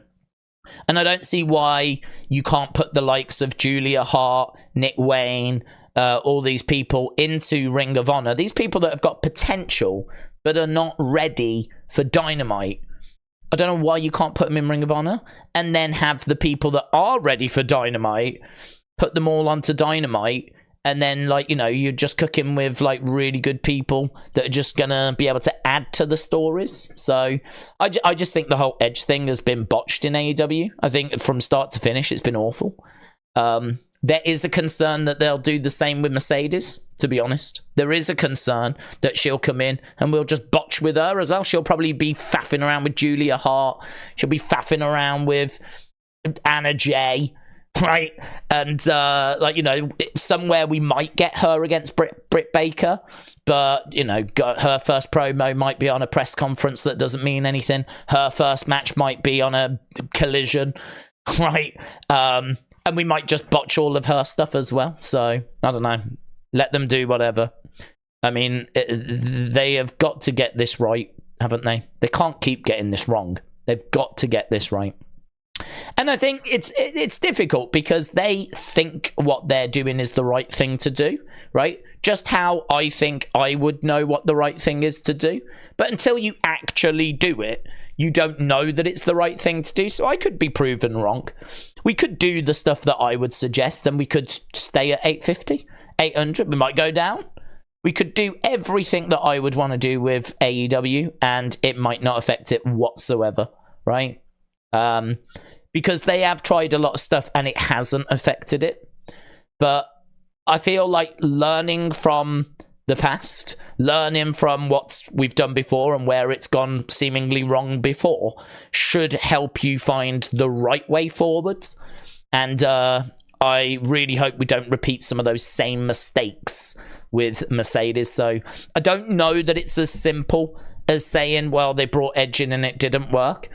I would go that little bit further to go, well, why didn't it work?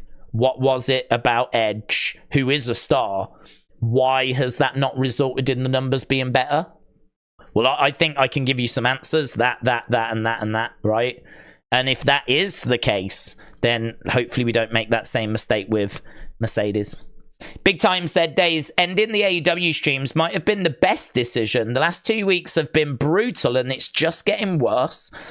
Even the breakdowns, the main event nearly plummeted into 500,000.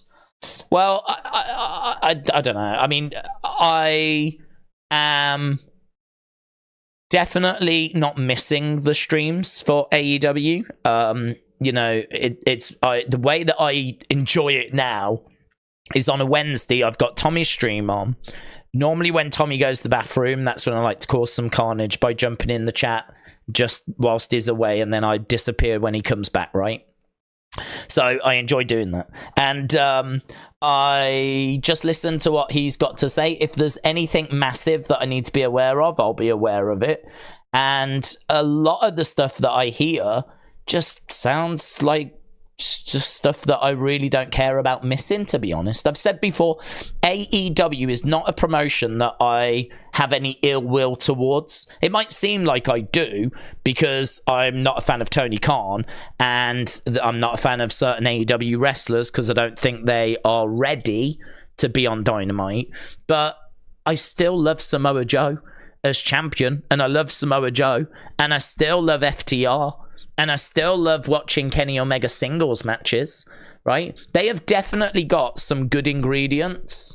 They've definitely got some good ingredients. They've definitely got some good wrestlers, great wrestlers that are capable of great wrestling matches. And we've all got different ideas as to what it is they should be doing and what it is that, you know, the right way forward is. I think what's undeniable is there's some really good wrestlers and potential over in AEW, and my frustration is that the good stuff that I was seeing was about 10%, if that.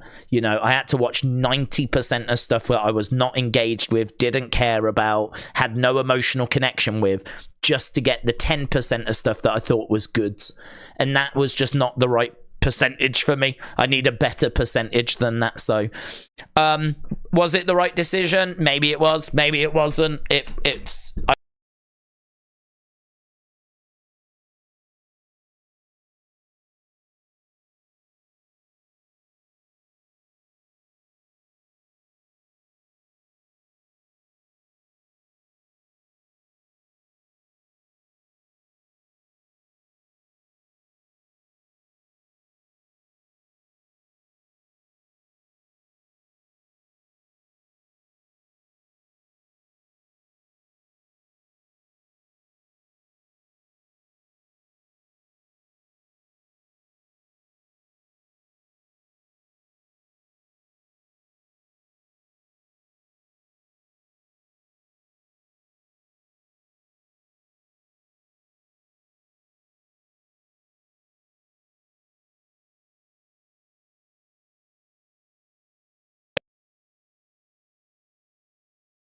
you have to look at it and it seems to break.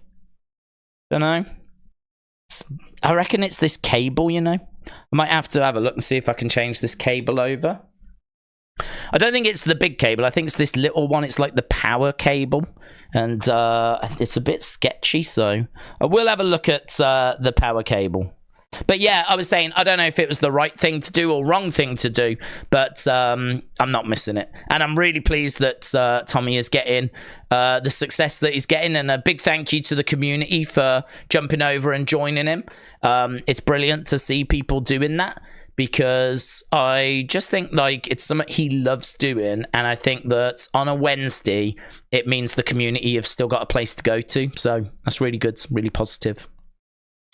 Right, we are getting ready to get started. We are just 3 minutes away, and we will be up and running with Smackdown in 3 minutes time. Let's see if we can get the stream up. Got a little countdown clock, lovely. Spurs said, in my opinion, AEW had a perfect developmental brand with Dark and Evolution, and now they've screwed it up. They had something to build on, and they ruined it. Tony just doesn't know what he's doing.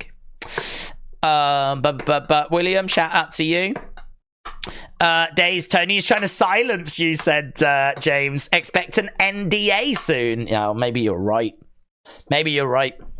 I tell you, the annoying thing is that I am trying to record like the shows in case we need any footage for unseens, or you never know, right? Because the shows don't go onto the network straight away. So there's like a good 3-4 weeks until they go onto the network. So unless I record the shows, I don't really have access to the footage. I know you could probably go through Watch Wrestling, but then you've still got to record it anyway, and the quality might not be good. So it's a bind. So I'm having to record that. But the problem is, if I want to get over to the computer, I have to get past like these cables. And if I just even remotely look at them, it seems to knock the sound out. So there is clearly an issue here. Oh, here. Oh, I did just touch it then. Which I need to have a look at. But yeah, it's not the microphone or anything. I think it's just the cable. So what a time to be alive. Right, let's go down and see what people are saying. Days don't want to sound rude, but people have been bringing up Zach Gowen recently. He can be eliminated from a Royal Rumble. Oh, it's gone. I don't know if there was a question there, but it got removed. Jam said, WWE uploading Raws and Smackdowns has to be one of the biggest wastes of storage. You can't tell me people are eagerly waiting for them to go on. WWE uploading Raws and Smackdown has to be one of the biggest wastes of storage. Well, no, I mean, like, I don't think anyone is necessarily not watching the shows and then is waiting to go on and view them that way. But I think there are people that love to go back and watch certain periods. So, like, I think there are people that enjoy watching, like, maybe the shows in the build-up to a WrestleMania. Some people might watch this, for example, because they want to go back and watch the moment The Rock arrived, you know? Like, there's so many matches and moments that take place on Raws and Smackdowns that, like, that's the whole point as to why they go on there. You never know, do you, what's going to happen? Anything can happen on a Raw or a Smackdown. Right, and talking of that, we've got the show just starting. So here we go. We've got the crowd celebrating away.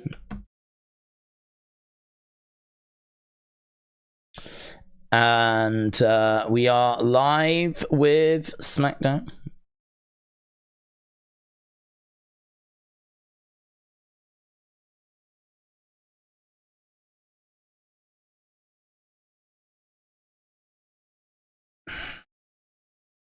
We are in Nebraska. Okay, Grayson Waller is making his way down to the ring first of all.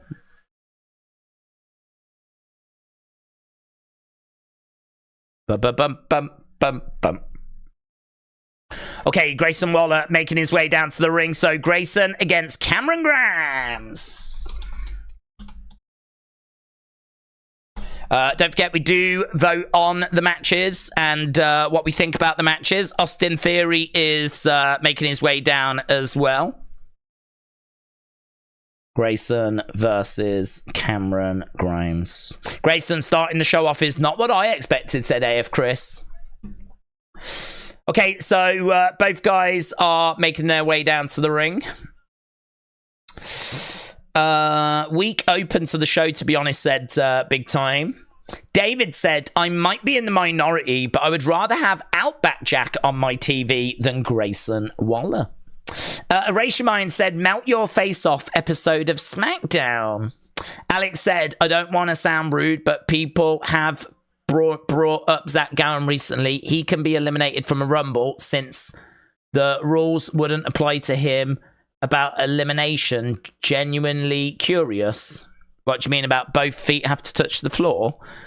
That's that obviously wouldn't apply to him because he's only got one leg, but it would just be a case that he would still be eliminated. I don't know. I think it's a bit silly, to be honest. Like Zach Gowen, he's not even in WWE at the moment. If he was in, he doesn't have two legs. So I don't know what people are saying. He would never be eliminated. I don't know, mate. I would not spend much time thinking about that. James said, something I would love to see is Triple H bring back Cyber Sunday, where the fans can vote for the match types. That would be good. Yeah, I agree with that. That is messed up. How can you hate on a guy with one leg, said AF Chris. Daniel said he's farted. That is breaking news. But Friday Night SmackDown. Okay, so we are just seeing last week with Roman. Obviously, that was a big moment with Roman finding out. He found out afterwards, actually. They're showing the footage of him finding out after the show. Paul Heyman telling him that the Fatal 4-Way has been made. Right now, though, we've got Cameron Grimes being attacked. So, Cameron Grimes attacked by the Bloodline. So, Cameron Grimes attacked by Solo and Jimmy.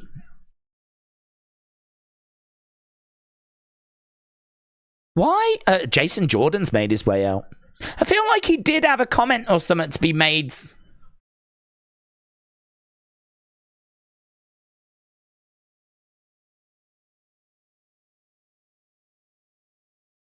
So, they told him to... What's this? Look, Grayson's like, what? No, they're getting out of there. So Jimmy is getting in the ring. So yeah, I don't know what we're doing here, but right now we've got Paul Heyman in the ring. So they said, fix it. So there's no match. There's no match. Instead, we've got Heyman, we've got Jimmy, and we've got Solo. They're in the ring. Heyman's got the mic. This is interesting. This is interesting.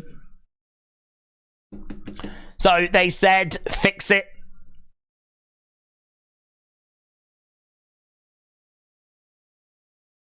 We're not the bad guys.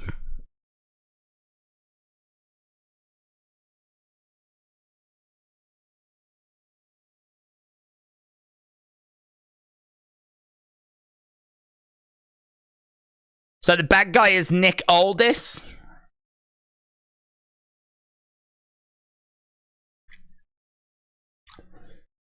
So Nick Aldis is making his way into the ring.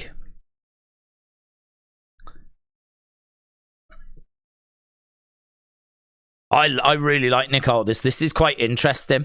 Nick Aldis got a good size to him, isn't he? Look at that. He's taller than Solo.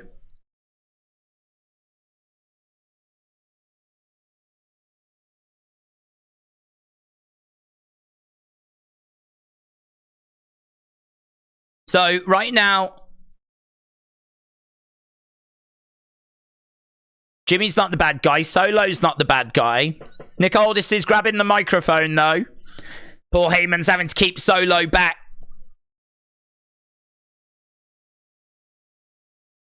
Bad guy.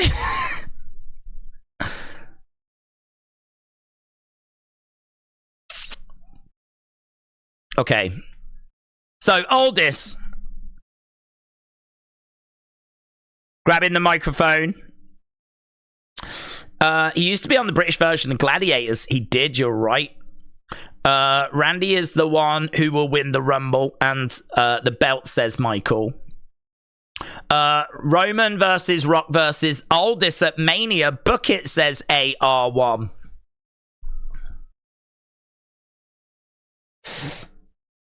Kimmel on the list. I don't know what that means. Nick Aldis is 6'4", said Erase Your Mind.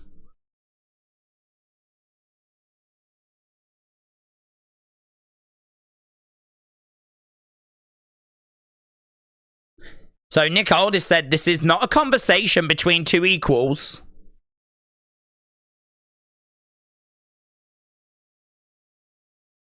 The Fatal 4-Way is a done deal. Heyman is not happy.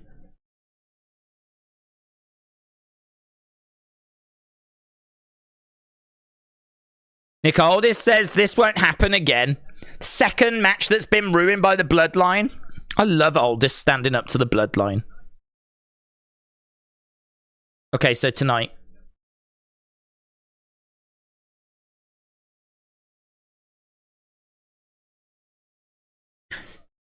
Okay, so it's going to be Solo and Jimmy in the main event.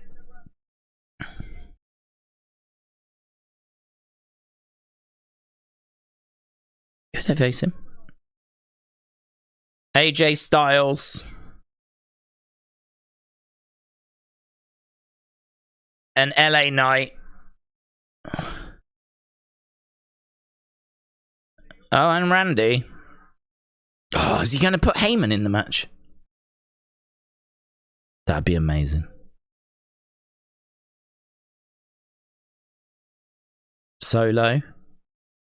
Jimmy. And Roman Reigns. Huh?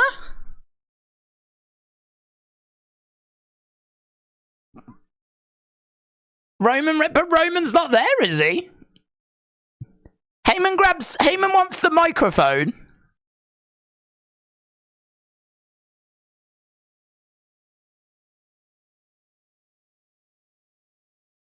Right now, we've got Heyman and Aldis.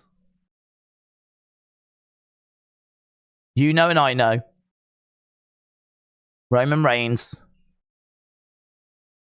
is not here. You know and I know Roman's not here. Heyman's got to be in the match, man. Heyman's got to be in the match. You're right.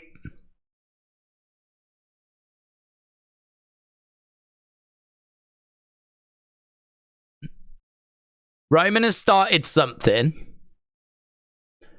that he can't finish. Oh. You've got until the main event to find a third man. I wanted Heyman.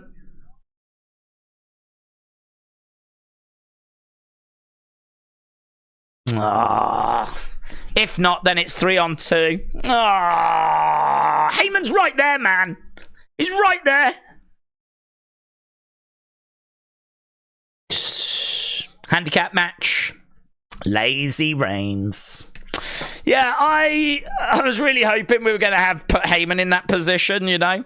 We could have done it. You know, Aldis could have said, well, I guess, Paul, you'll have to fill his place then, won't you? Unless you can find a partner.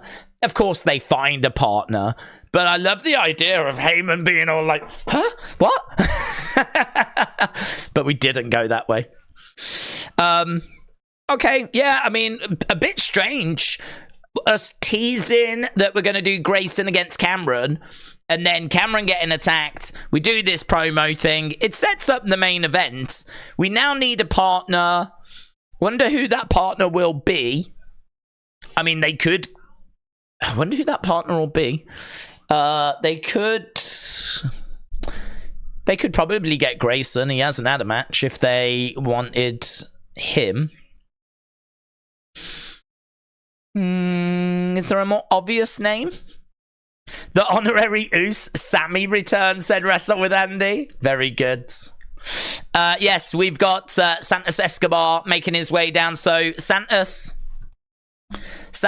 and Angel and Humberto making their way down to the ring. We know that this next match is going to be Angel and Humberto against the LWO. Umberto versus LWO. Days is going to be the partner. What if Bloodline choose Brock Lesnar, said Outside and Again. Matthews said it won't be, but it would be cool if it was Jacob Fatu. William said Rock helping out would change things. Also imagine The Rock in the Bloodline, and then we get Roman versus Rock at Mania. The man said Santos burying Andrade on his return. Maybe a new member. Is there any Samoan wrestlers available? What's Zion Quinn? Has he got any Samoan heritage in him?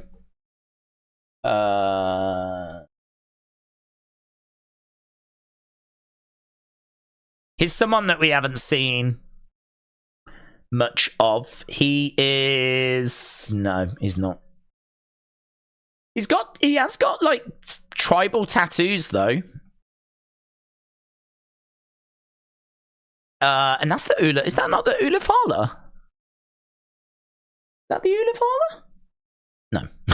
It looked like what Roman wears, the tribal chief thing. But it's slightly different. But he's got tribal tattoos. And that is very Ula Fala-esque. What's that with Roman? Is this Sportskeeda thing here said, is WWE NXT superstar Zion Quinn related to Roman Reigns? Well, I don't believe he is. Before he arrived, he used to play as a winger in NRL. If the region of Samoa makes you think tribal chief, you have been paying attention to the minor details. This also begs the question whether the Quinn are related. Unfortunately, do not share a relationship. If you look at Quinn's Samoan tattoo, it is easy to speculate that he is related to Roman, but that is not the case. Quinn is reportedly of Samoan and Irish descent. He debuted in NXT April 2020, trademarked his name in that year. Has Quinn ever crossed paths? No. They haven't had that privilege. Yeah, I mean, look. So the answer is, are they related? No. But at least this article did tell us that there is some Samoan heritage there for Zion Quinn. We're not doing anything with him at the moment. I believe he was a free agent. For the record, I don't expect him. I don't expect it to be him. But he is a free agent. He is still signed. So it's going to be Grayson Waller, says Mitchell. Yeah, it could be Grayson Waller. He hasn't had a match. They could easily reach out to him. He's fresh. He's there.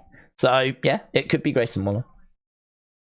But if we want to go for something a little bit of a curveball, someone that's got some Samoan descent, Zion Quinn is someone that is still part of WWE.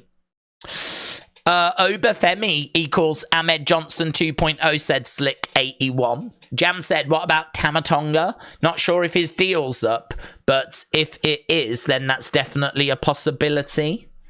I don't know the situation on Tamatonga. If he was to walk out, I mean, that will have come out of nowhere. It says he is... Oh, there was only yesterday. He was deleted, apparently.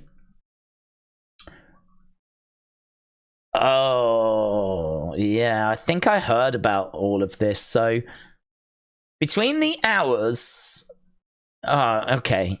So, between the hours of 8:30 and 12 noon on January 10th, Tamatonga's profile was erased from the New Japan profile page.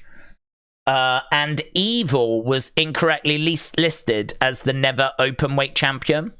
New Japan has learned that these alterations were made by staff members under extreme duress by the commands of Evil after reviewing video. This is really quite clever. I heard about this. So this is New Japan, right? We're not allowed to mention them or show any footage because they will strike us down quicker than the Lord. But yeah, basically they changed their roster page and then they released this footage, this CCTV footage, showing one of their wrestlers making the department change it. Which is really fun if you think about it. WWE should definitely look to do something like that. So, Tama Tonga was removed from their page on New Japan, but it's because one of the wrestlers made the internal department do that, which is just a really fun story. Right, we're backstage with the Bloodline.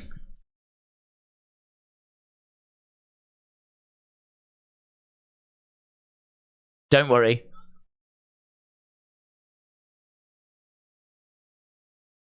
There's a locker room full of people that have been kissing my tuchus forever.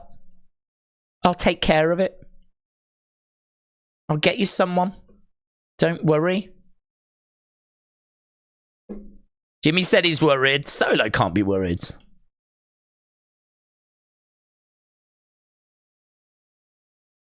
I never worry, I think he just said.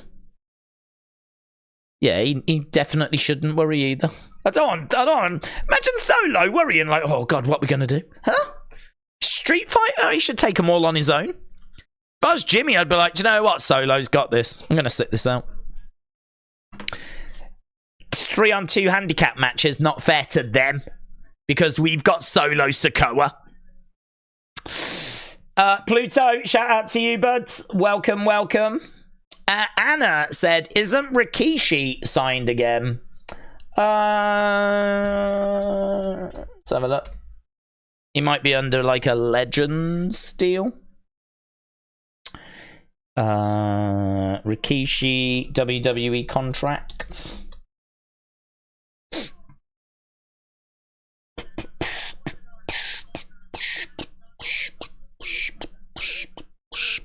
Right, we've got LWO making their way down. Rikishi introduces fourth son to wrestling after Usos and Solo. Who was that? Who's that?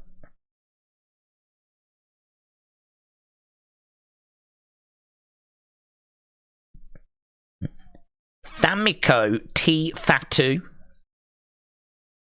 Another one. Oh my god. Oh my god. Famiko T Fatu is ready for bookings. Now, I don't think they've signed this guy, right? I don't think it's this guy, but that's a good picture, isn't it? Another one. They just keep churning them out. Get ready. Famiko, is that how you say it? Famiko T Fatu. Ready for bookings. Look at this dude. Famiko, I've never heard of him. Apparently this was a story that dropped April 10th last year. So yeah, I don't think they've signed him. There's been no word of them signing him, and he's probably super, super green. Even Solo had a little rundown in NXT, so I certainly don't think it's going to be this guy. But it's interesting. There's another one that's around. I don't know, to be honest. I can't see any words on whether he's under like a Legends deal. I'd imagine he is, but I don't think he'd be getting involved in a match. I don't think he would. Anna said, I've opened a can of Samoan worms. You really have. You have. We've just discovered another Oos.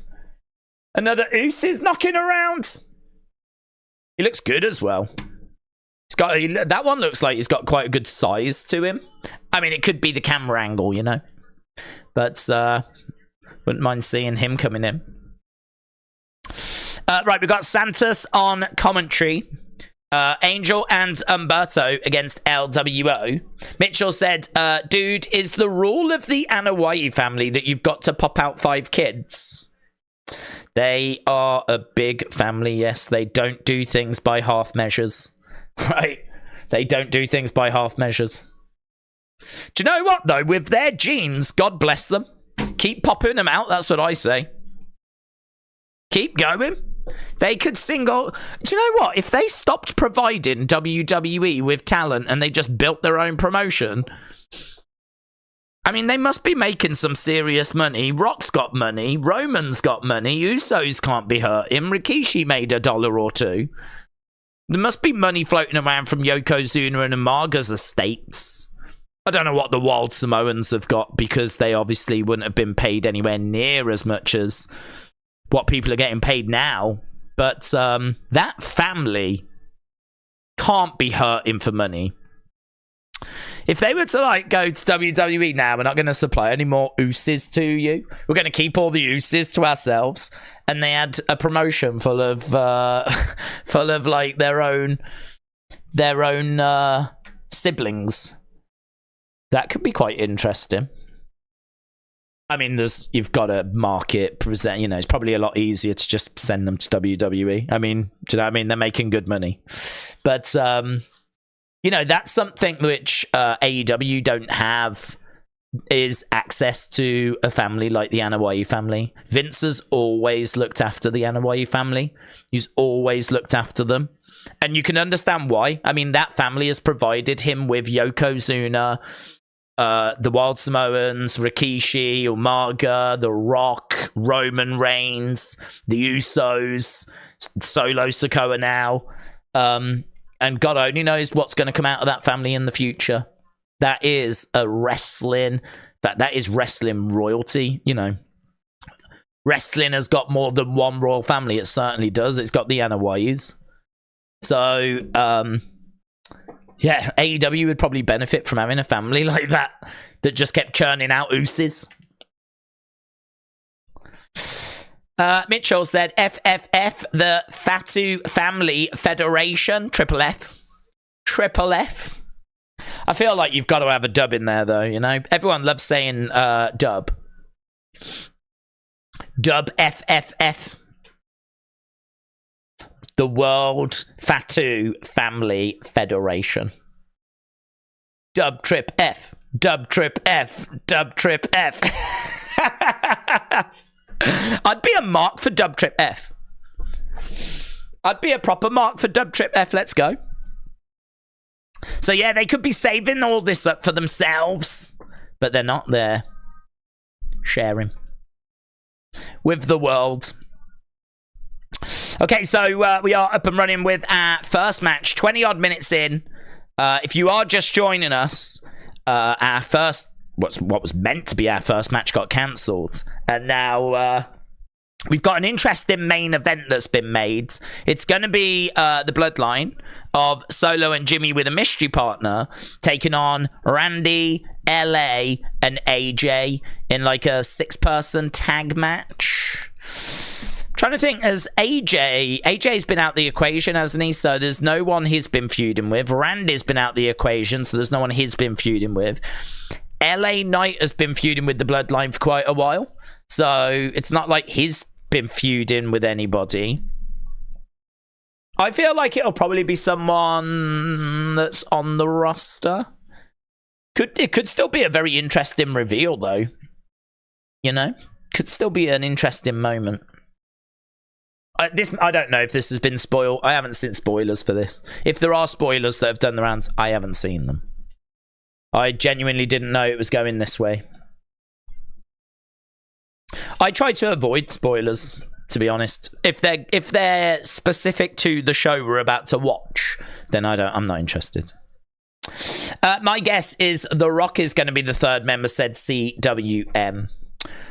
Bron Breakker will dethrone Roman, says Made by Dawn. Pluto said, I'm not sure who the mystery partner could be. It could be Santos, said AF Chris. Fatu debut on WWE ? Said Fun Animals. I think he's still under an MLW contract, is he not? Jacob Fatu.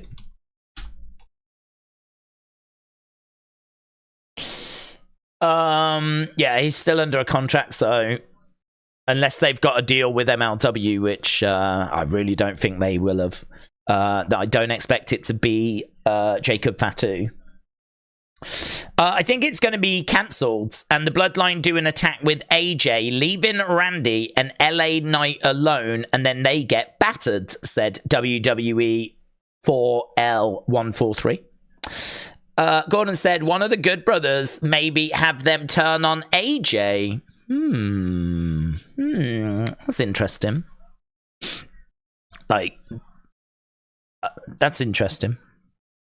I don't know that it's going to go that way, but it's interesting to think about. Carl Anderson's a good singles wrestler. Umberto goes over the top. Oh, that was a lovely powerbomb and kick out by Wilds. Santos is impressed with what he's seeing so far.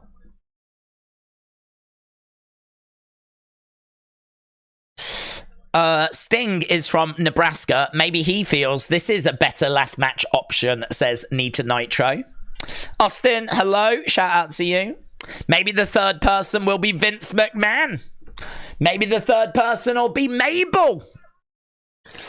Here we've got Carlito. He is attacking Santos. So, Carlito and Santos feuding all in the crowds. Brawling away. Angel using the ropes to secure the win. So Angel and Umberto pick up the victory.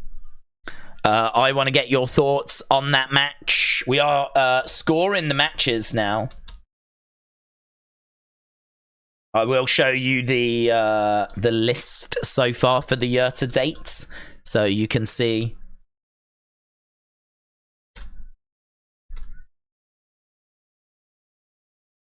Bang. You can see where we are with all the different matches. Days, we all know that Hogan is the third man, says Mitchell. Oh, Carmelo Hayes is backstage.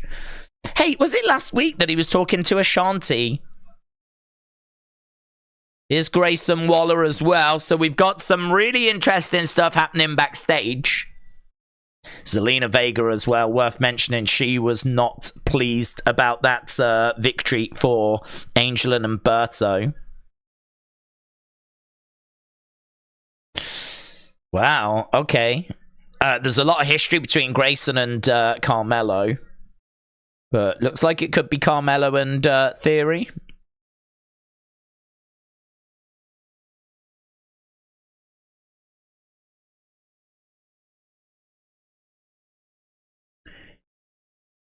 You impressed a lot of people.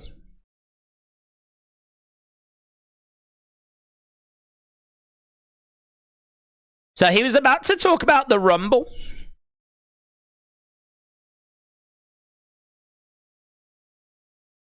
Carmelo wanted to talk about the Rumble, but he got interrupted.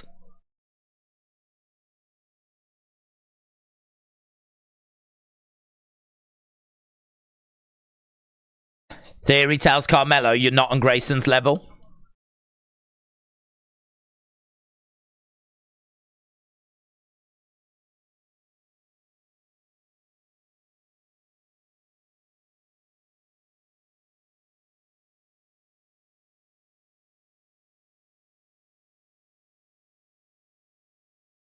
Okay, so yeah, Theory and Carmelo. Grayson was like, no, my body's warmed down now.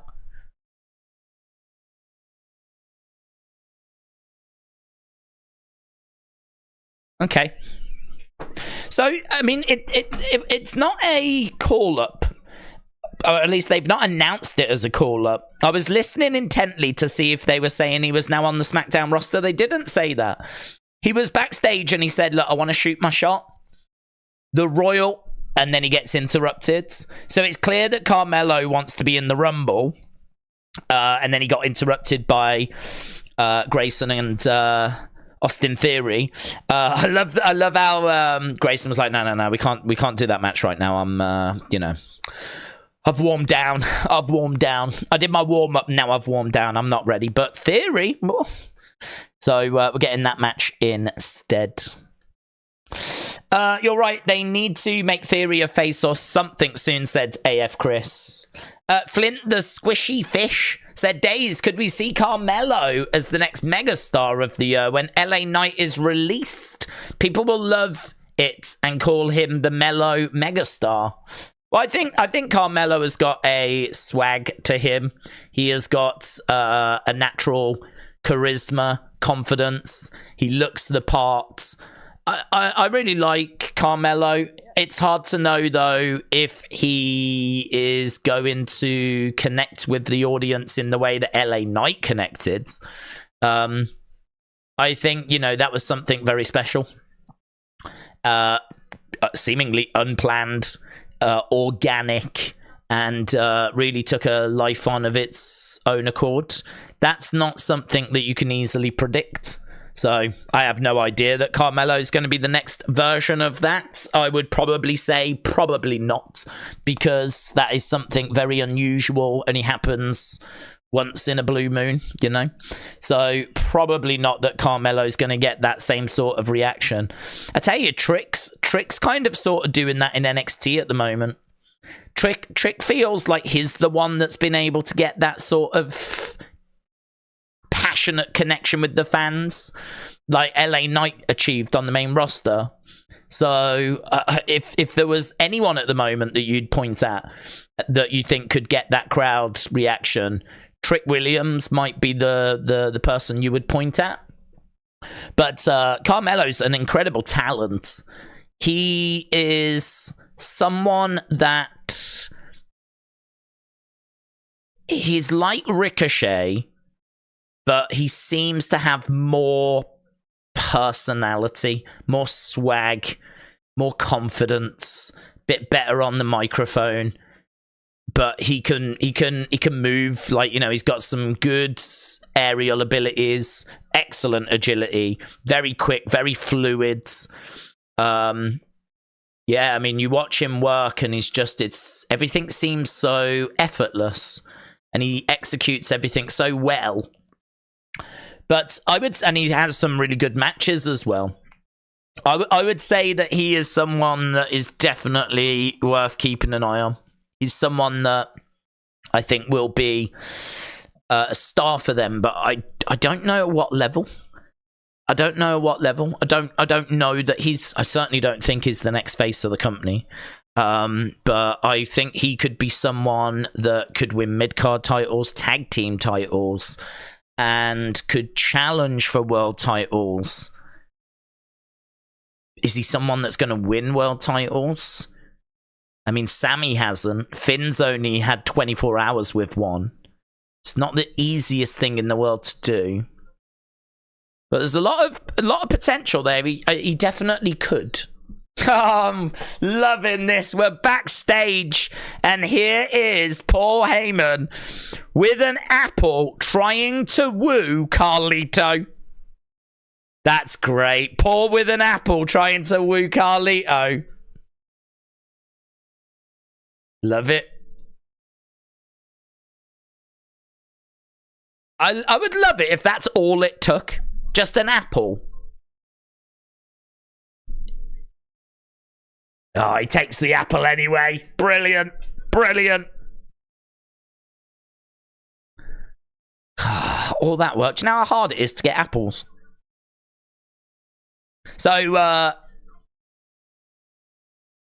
this is a FedEx. I love how he cleaned the apple as well.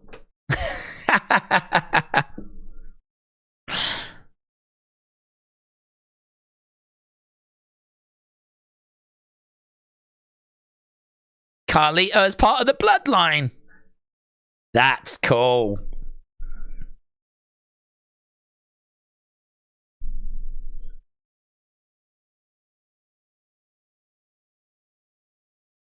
Didn't work. How are you enjoying the show? Is it The Rock? You know it. No, I don't think it'll be The Rock, but The Rock is someone that only shows up once in a while, and you know, he made that big appearance. We had 170 odd million social media views. There ain't no way The Rock's going to be on this show partnering up with the Bloodline tonight. That's too big. And plus also, he seems to be teasing that he's at odds with Roman. So I don't know that it would make a great deal of sense him teaming up with Jimmy and Solo and actually helping the Bloodline when he just only the other week teased, you know, should I sit at the head of the table? Okay, we are looking at a video package now of Kevin Owens and Logan. Obviously, this match is heading our way for the United States Championship. We need to end our poll as well. Not going to keep these polls up forever. So you've got an opportunity to vote. And if you miss that opportunity, that's on you. That's not on me. So, okay, good. Got 49%. Great. Got 20%. All-time got 15. And got 14. Love it. Thank you. That will go onto the list. You just made the list. Okay, so we have got Logan Paul. Just cutting a bit of a promo. He's got a bit of a bruised eye as well. I don't know. What's that from? Is that from KO?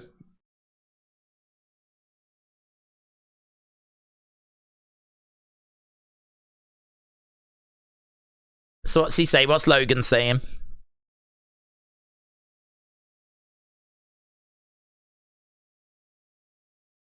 I'm busy on the phone to my lawyers because of this black eye that you gave me.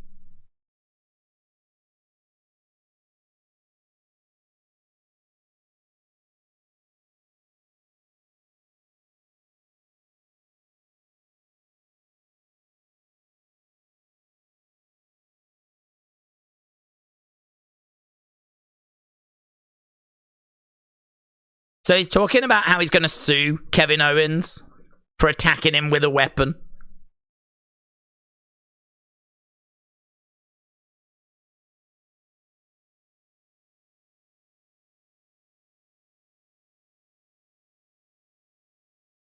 If you turn up to the Rumble with that cast on, you can consider our match cancelled. So Logan has got a message for Kevin Owens, and that is, don't come to the Rumble wearing that cast. Okay, here is Bianca making her way down to the ring.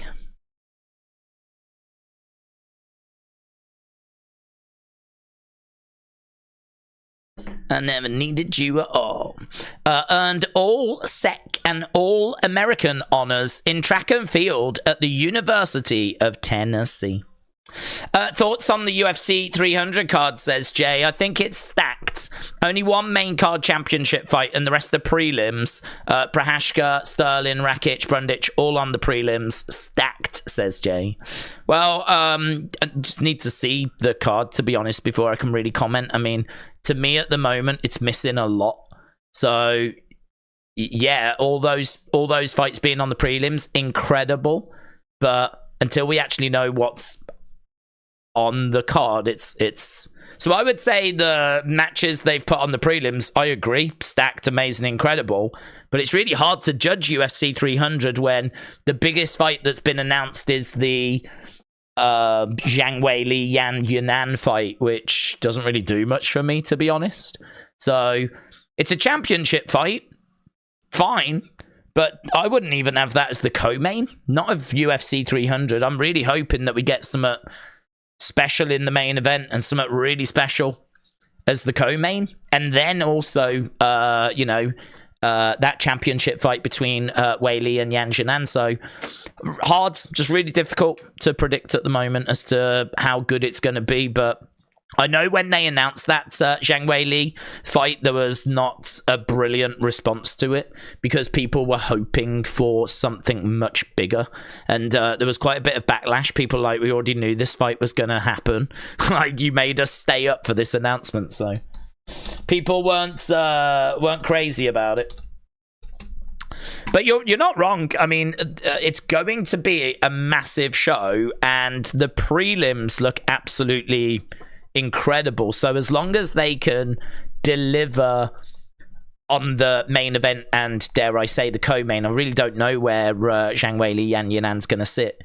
But hopefully we get something really... I would love, and I don't think they would do it, but if they'd managed to convince Brock to have one more fight and we do Brock against Tom Aspinall for the interim heavyweight championship, make that...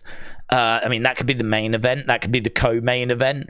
You know, I know it's not going to happen, but could you imagine Connor against Chandler as the main event? Brock against Tom Aspinall as the co-main event?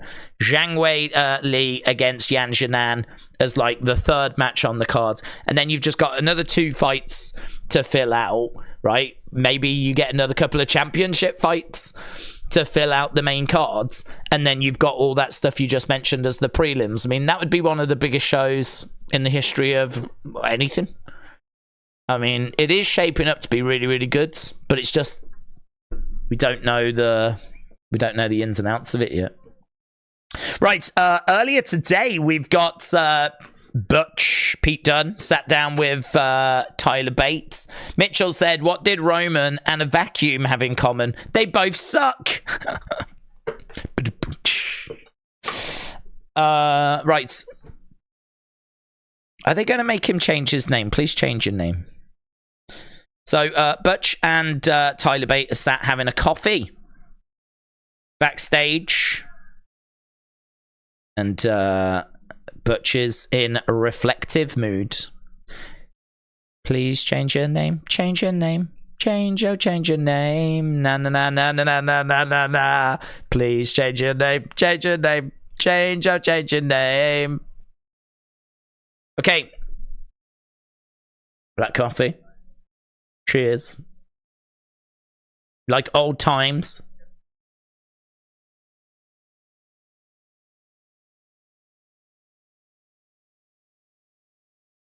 I can handle myself, says Butch.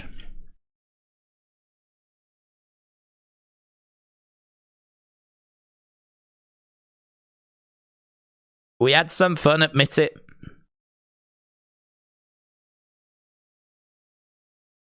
You're lost.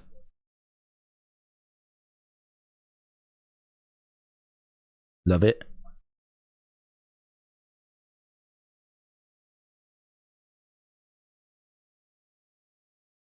Some yoga, some meditation. Don't make me regret giving you the call.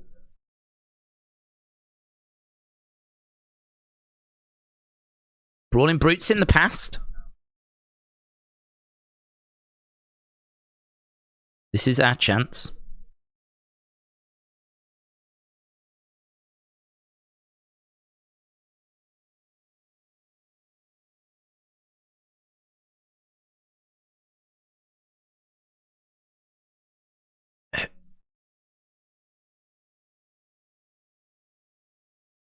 What is that name going to be?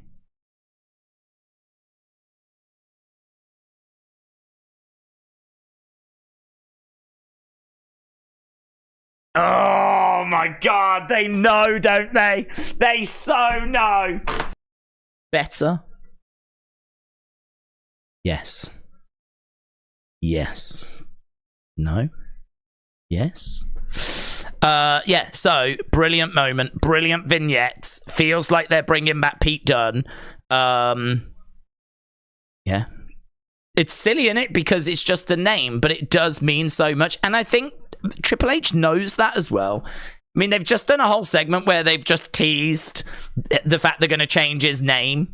I mean, that's just it shouldn't matter as much as it does, but it does.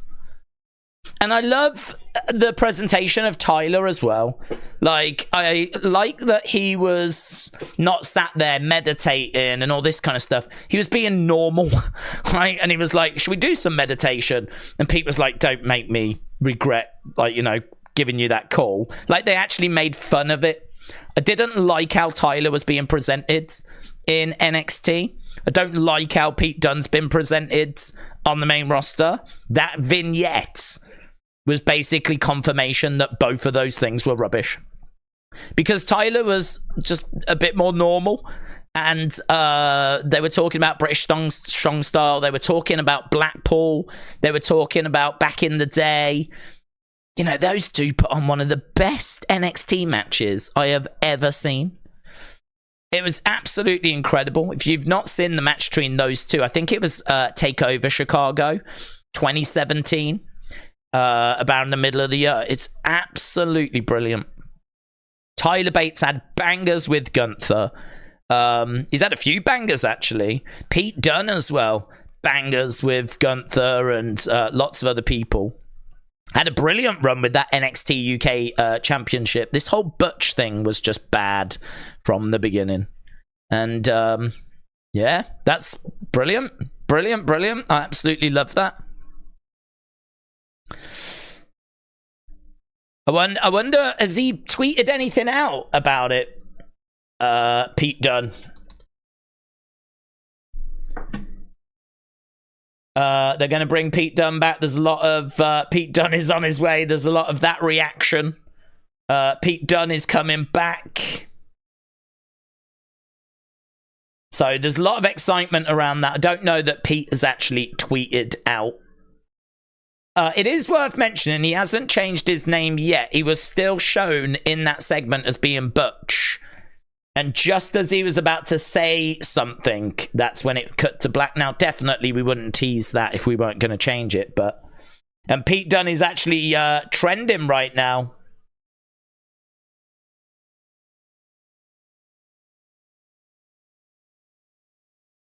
Brilliant.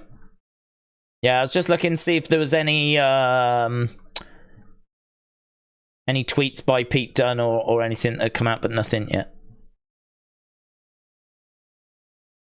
Sean Ross Sapp said that segment felt like the club segment. I agree. We don't normally see them being in these kinds of locations. Like, that could have been done backstage. They could have just bumped into each other in a corridor. But that is so dull. It is so boring. These people do have other lives. I suppose, like, you could question why was a camera crew there. I could see that being a question that people may ask. Why was that filmed? Why was a camera crew there?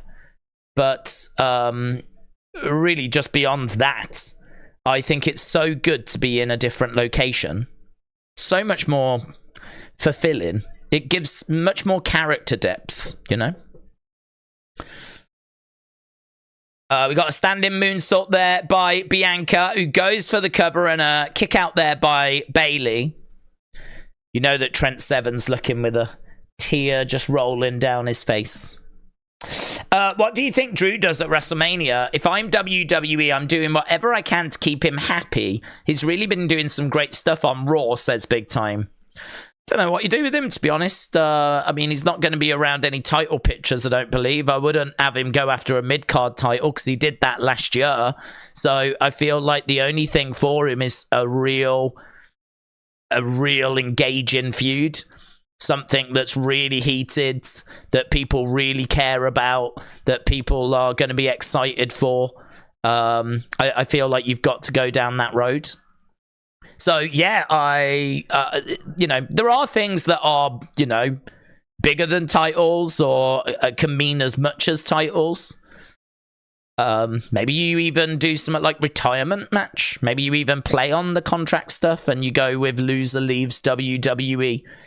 Those kind of matches obviously get people talking and speculating. I don't know what the situation is with his contract. I don't know when it's meant to expire. The dirt sheets could find that out and then ruin that type of a match. But if we don't know the details as to when it expires, a loser leaves WWE match could be very interesting. If Drew was involved, people would be like, oh my God, is this where Drew leaves? And Drew might not even lose, Bianca with Bayley, and she went to KOD her to the outside, didn't quite manage it, and smashed her into the turnbuckle. Bayley spills to the outside as we go to commercial break. Bianca over the top, crossbody, comes down on Bayley. So we are underway with Bayley and Bianca. Damage Control watching on the outside. Matt said, I've just spilled nail varnish remover on the kitchen table. It's taken the paint off the poopy poop in the morning, says Matt. Matt, shout out to you. I'm sorry to hear of your struggles. AF Chris said, the only bakery I like more than Mindy's is Bailey's Bakery, #cakes. Mitchell said, maybe you guys have a love for Roman. You guys acknowledge him and bow to his every words.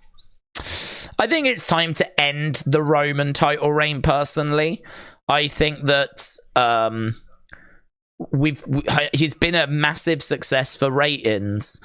I think there are other stories that we can tell now. There are other superstars we can invest in. There's other superstars that can be champions. And I get WWE's predicament, though, because the ratings have been really good since Roman's had the belt, and this whole Bloodline story has been so well received that you can understand their reluctance to move on from it. I mean, look at Hulkamania. Hulkamania was a success, and we milked that for years and years and years and years and years, to the point where everyone was really turning on it at the end. And I don't know if it's worth really outstaying everyone's welcome, you know? I don't know that that's the right strategy. But you can sort of understand, whilst the ratings are still good on SmackDown, you can sort of understand them being a bit reluctant to, like, go, let's end it now, you know? In a way that is a bit of self-sabotage, but I suppose you just have to have confidence that the next story you're going to tell is still going to be good, and the next superstars that you're going to use are going to be, like, worthy of being put in that position. Roman and the Bloodline killed it. One of the best things we've done.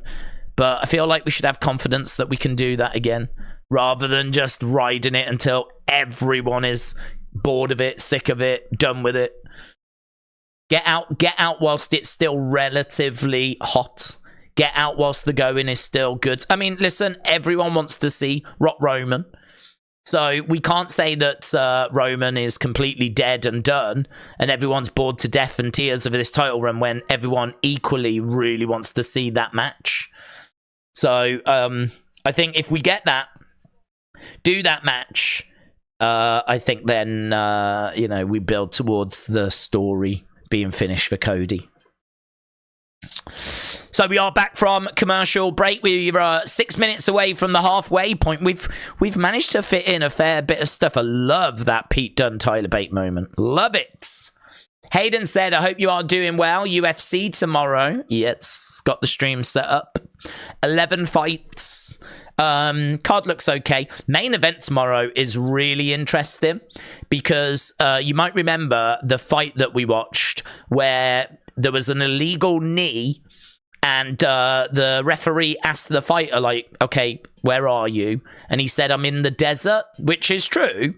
You know, they were in Abu Dhabi, I think. And so he said, I'm in the desert. And the doctor didn't accept that as the correct answer. He was looking for the name of the country, I think. And so the fight got called. I mean, that was it. And so, like, the fighters were livid. They wanted to continue. There was a big controversy. We thought the doctor had botched it and all this kind of stuff. And people have still got their opinions on it. Well, the main event tomorrow is that match. Again, that fight. Again, we're rerunning it. Ankalaev against Johnny Walker.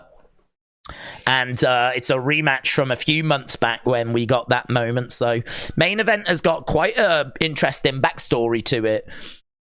Two really high profile light heavyweight fighters as well. So Bailey tying Bianca's hair to the bottom rope. Love that. Love that.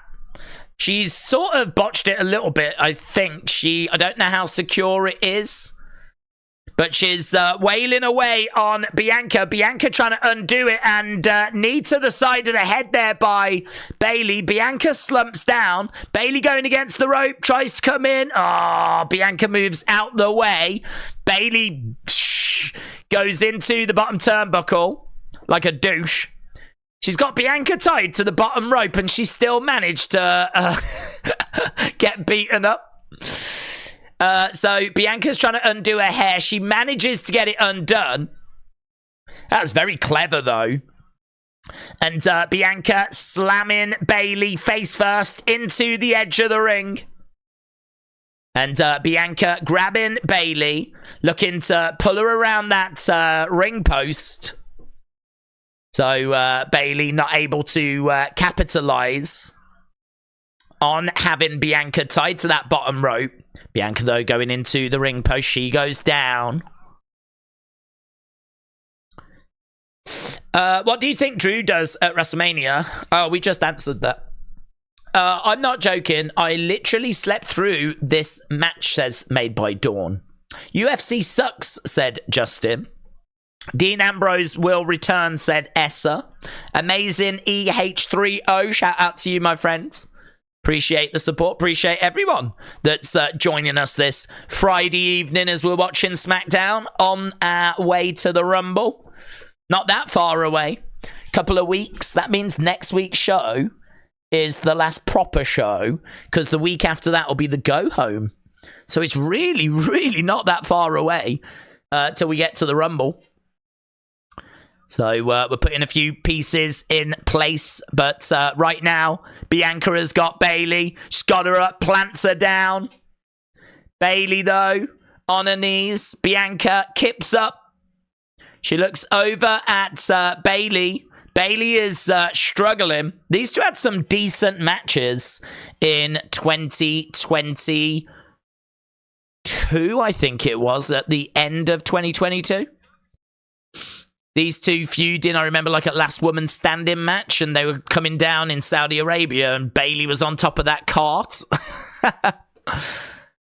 Into the corner goes Bayley again. Clubbing blows, raining down by Bianca. Bayley just kind of did a Bret Hart turnbuckle hit, said Oration Minds.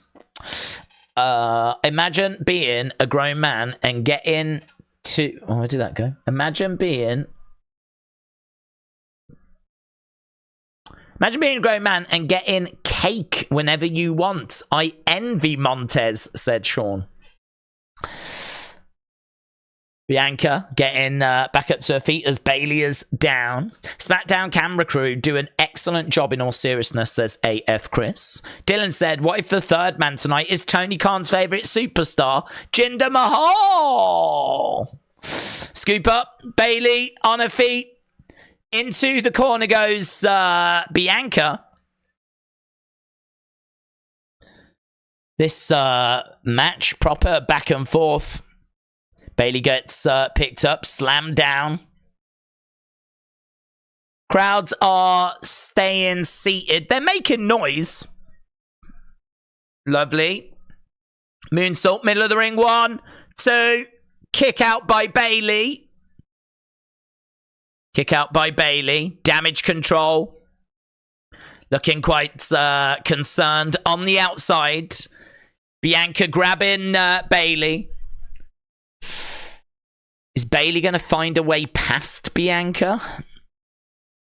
Forearm strike. Now she's going for a KOD. She's got Bayley up. Bayley, though, manages to land on her feet. Hurls Bianca into the corner. Bianca is down and out. Bayley drags her into the middle of the ring. Bayley going to the outside. Climbing up. Bayley going big. Elbow connects. 1, 2. Oh, Bianca kicks out. That was a big moment for Bayley. I'd love Bayley to get a clean win here. I feel like Bayley, like when you're a heel, you tend to job a lot. You know, she's lost to Bianca quite a few times. I feel like she should. Every time these two face, I don't feel like Bianca should always win. I feel like Bayley definitely should get a victory. 1, 2. Oh, the referee almost counted 3, but he saw that Bayley had got a foot on the rope. Bianca tries to pin Bayley, but Bayley was also over by the ropes. Bayley hurls Bianca to the outside. It's a great little TV match. Bianca spills to the outside. Bayley grabs a leg. Asuka just kind of standing. Just not sure really what to do. Well, is the referee what's the referee doing? Referee's having a word with damage control, but they haven't done anything. And they really haven't done anything. Bayley comes back out the ring, throws in some shots on Bianca. So Bayley with Bianca, hurls Bianca back into the ring. She's having a little breather. What's Asuka? Asuka's just sort of standing like all awkwardly. Like Damage Control are just really awkward. 1, 2, kick out by Bayley. Bayley against the ropes. Bianca against the ropes. Spear by Bianca! Big spear by Bianca!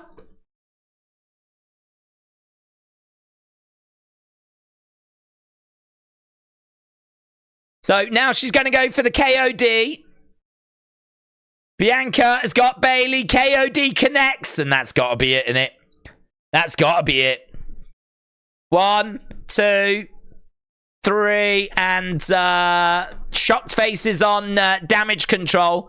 To be honest, there's nothing Damage Control could do. It was all a little bit awkward, wasn't it? When Bayley goes to the outside, they're all just sort of like... Damage Control are just sort of standing there. I don't know. I mean, Damage Control couldn't do anything because the referee was looking at them. So they couldn't do anything. It's like Bayley wanted them to beat... She was trying to distract the ref so that they would beat up Bianca, but they didn't. Maybe there was a small window where they could have done something. But it wasn't a very big window. But yeah, Damage Control seemingly were like, nah, you got to do this on your own. And Bayley lost, man. Bayley lost. So these little teases have been planted quite a few times. This is why a lot of people think that Bayley wins the Rumble. Because Bayley against Io would be a match I think a lot of people would be definitely down for seeing, you know. So Bayley sent Bianca to the outside. Bayley then moaned about her knee. Referee came over. There's definitely a window there where they could have done something. It's definitely a window. They didn't. And Bayley went on to lose clean. The KOD.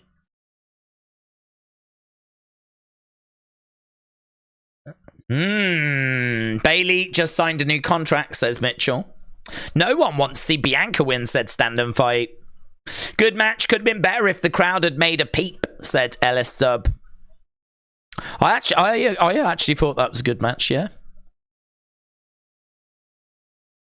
Okay, here's Kevin Owens.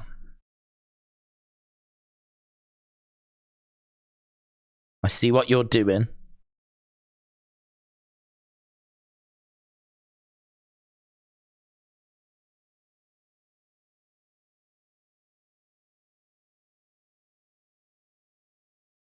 If this cast is an advantage for anyone, it's you. Because I've got a broken hand.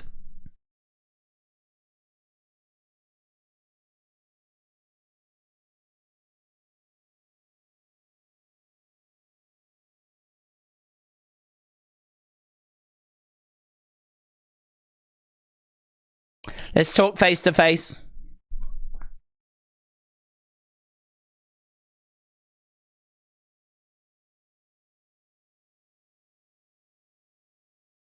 Whoa. So Logan is to be a guest on the KO show.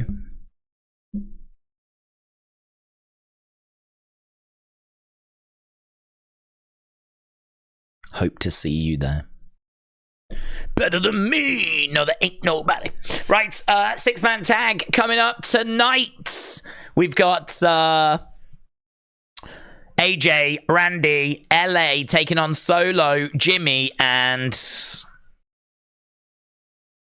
Don't know. I want it to be Paul Heyman. I want Paul Heyman to be forced into the position where he has to. 2 weeks from tomorrow. It's coming, guys. It's coming. The Rumble is on the way. Right, halftime scores. Let's go. Halftime scores, everybody, it's the halftime scores. I really want to know your halftime scores. Put it in the chat. Halftime scores, everybody, it's the halftime scores. Are you happy? It's the halftime scores. Are you happy or you sad? Halftime scores, everybody, it's the halftime scores. I should get that recorded. If I got it recorded, I could just press play then. Just sit here like this. Yeah, some interesting thoughts about that match. People saying that Bianca feels a bit stale. Wrestle Andy saying that she's not got, or no women have got much momentum, similar to Punk and Cody. I wouldn't disagree with that. I feel like Rhea got a really good reaction on Monday. I think she's over, but her against Nia, I don't think anyone's expecting Nia to beat her. So yeah, I agree.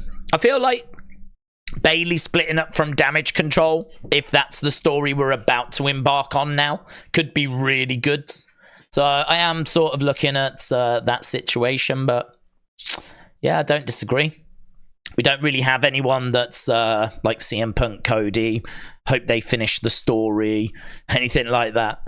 Anything that we are going to do, it needs to be done.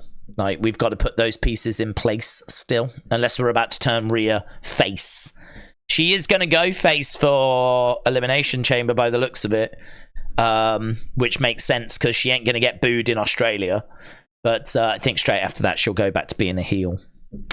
Right, AF Chris with an 8, Brony with a 6.25, Irish Rebel with a 7, Legend Killer said 6.5, Alex Bliss Gamer said 7, Brony 6.25, Isri said show is Zoom in 6, Andrew Tate with a 7, Chris with an 8, James said Tony can't even deliver, Mercedes, never mind getting someone under a contract. Seth said 7. Loopy said 6.5. Blip says 8. PJ said 619. Hayden with a 6. David said they're going to cost her the Rumble. Legend Killer said 6.5. Youngblood said Bayley will win the Rumble. Mitchell said 6.5, 6.75. Rivy said 6.35. William said Bianca is hot and I want to make babies with her. Brony said Rhea is the most over star currently. The pop she got on Monday was huge. Trey said 6. MJ said 7.5. Hayden said 6. Ellis Stubbs said Bianca's been stale. The women's division has been in need of a shot in the arm for a while. A magnetic star, an interesting story, something. Ribby said 6.34. Leonard said 7. D Dimes X said 7.3. Trina said Days in that Tyler Butch segment.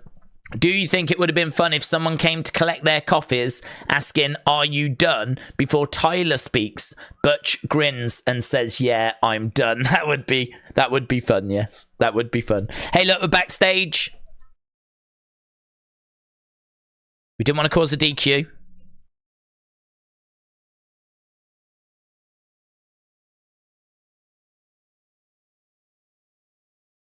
That includes you winning the Rumble on your own.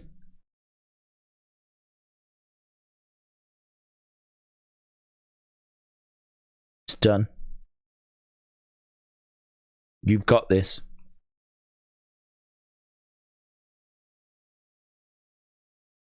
It's all you. Damage Control walk away. They're saying you've got to do this on your own. She's like, I don't want to. I don't want to. Are you sure? Because I don't want to. Here's the pride. Yeah! Kenya! Gonna be madama. So it makes me think of Lions, Lion King. Shouldn't there be a Raw at the start? And shouldn't Nikita Lyons join them? And shouldn't they come out in costumes? Big giant cat costumes. The almighty Bobby Lashley and the Street Profits making their way down to the ring. The almighty. I'm going with it. I think I saw earlier he'd even changed his bio to include it, so it feels pretty good that that is what they're going to be called.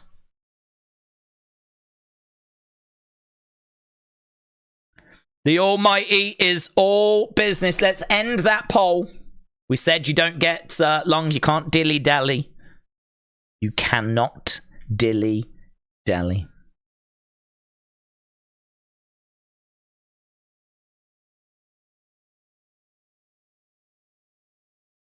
You thought jumping us would get you the upper hand. Got you into a fight you can't win.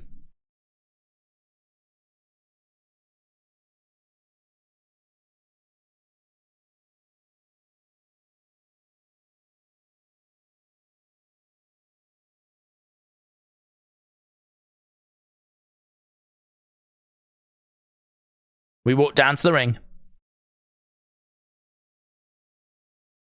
And we get ready to fight.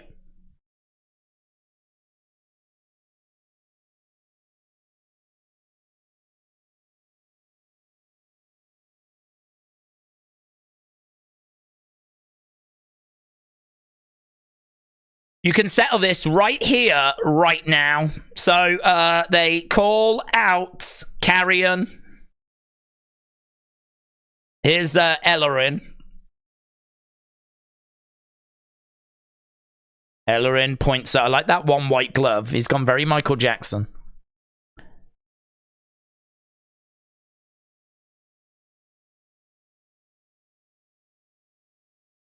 Okay, so we're seeing Carrion on screen.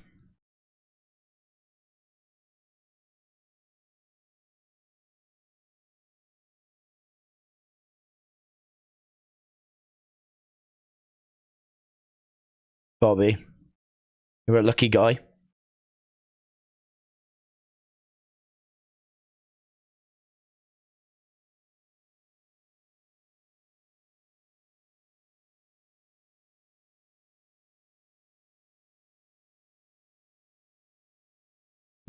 I like this promo.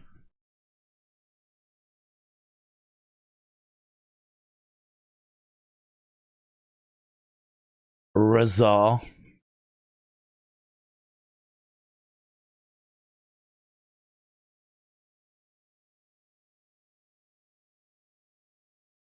The most sadistic, inhumane person the world has ever known in Paul Ellerin. I sort of love that.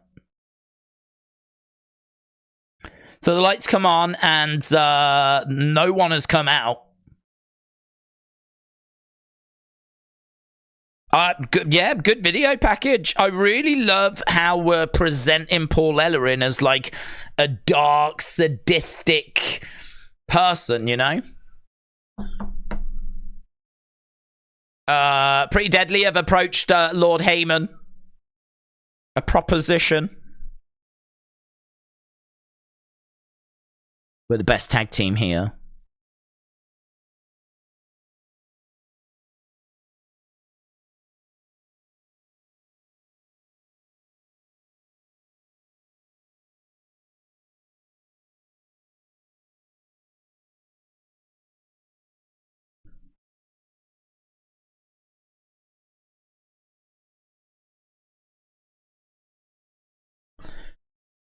So he's after one person.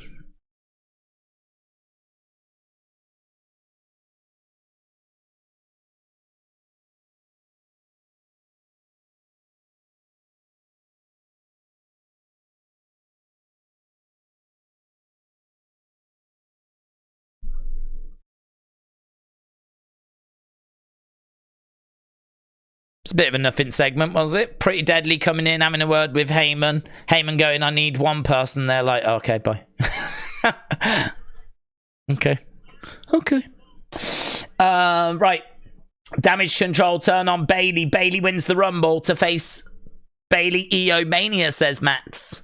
Nick Mysterio debut at the Rumble, said PJ. Ellis Dub said it's a cool promo. It's not much different from Cross's solo promo. It just has some fancy editing added to it. Good package. But I can't make a judgment until they've been on TV for a while. Anna says, Paul Ellering, the dark overlord we never knew that we needed. Came across really well, that, yeah. I'm glad they did a vignette showing the end is here on TV. It reminded me of Bray and Uncle Howdy TV clips, says KW. Christina said, I wish Brock Lesnar beat Roman for his title. I like the backstage segment, says David. Someone will return for that last person, I'm assuming, said Dylan Clips. Right, Carmelo is making his way down to the ring. This is going to be our next match. Carmelo against Austin Theory. And then I'm guessing after this, we'll probably be looking at the main event. We got about 40 minutes left to go. Obviously, we've got tons of commercials still to get to. There'll be some backstage segments. There'll be a preview of next week. It'll take half an hour for all 6 men to get their entrances in. So, yeah, I think we're on our way towards the main event once we've done this interesting Carmelo Hayes against Austin Theory match. Raslani said, if The Rock isn't at Elimination Chamber, Rhea should main event against Nia. Yeah, that's a hell of a come down, though. If I'm Australia going, oh my God, are we about to get Rock versus Roman? Oh my God, are we? And then the main event is Rhea versus Nia. I'd be like, what? I thought I was getting Rock Roman. I mean, I'm excited for Rhea if I'm Australian, don't get me wrong, but I don't know. I mean, if it's not there, I mean, what else do you do? Unless you do something with Seth, you know? Or do something with CM Punk? Or do something with Cody? I don't know. I mean, Rhea main eventing would be a good look, wouldn't it? She's a massive star, and yeah. Just feels like you've really going to have to do some work building up Nia, though. Like, Nia feels like she got a win over Becky, but I don't know. She doesn't feel much of a challenge for Rhea at the moment, to me. One win over Becky doesn't erase all the other stuff I've seen from Nia over the years. So I feel like she's going to have to be built up, man, to the hilt. So that's an interesting one. If it ain't Rock Roman, what do you do as the main event? That is an interesting one. I think WWE needs to add a cruiserweight or a lightweight belt. They have a really deep roster. I also feel like the big belts don't change hands often enough, says Pappy. Big Time said it's looking promising. So far, the presentation has been spot on. I just hope it doesn't get a little redundant. Jason said, who is the third person? Don't know. And to be honest, I wouldn't even know what to put in the poll. I mean, I think it's probably going to be someone a bit underwhelming. I don't think it's necessarily going to be anyone like that we lose our minds over. I'm going to have a look at the SmackDown roster, and let's use that as a starting point and see if any names jump out. I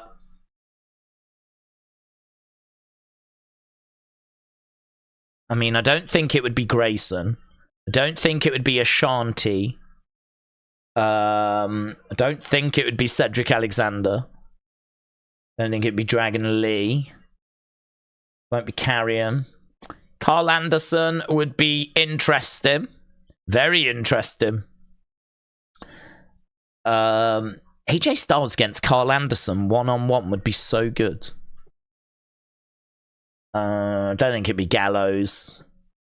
I think it won't be Montez Ford. Won't be Ridge Holland. Heel Sheamus. Heel Sheamus return.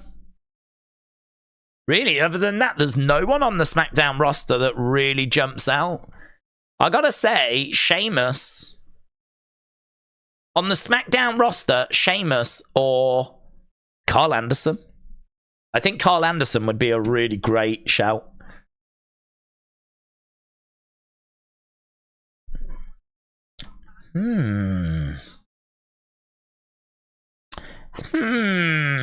Maybe it's no one and it's Heyman. Or Zion Quinn, as we said. Maybe Zion Quinn's an option. We're backstage with Bobby and the Profits. They bump into Heyman. Carmelo and Trick taking on Idris and Faye Malik Blades on Tuesday. So, the Pride bump into Paul Heyman backstage. Back in the ring, we've got Carmelo.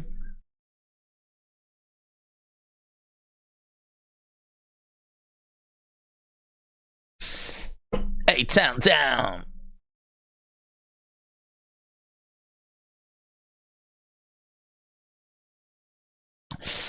Is Iron Quinn still employed? I believe he is.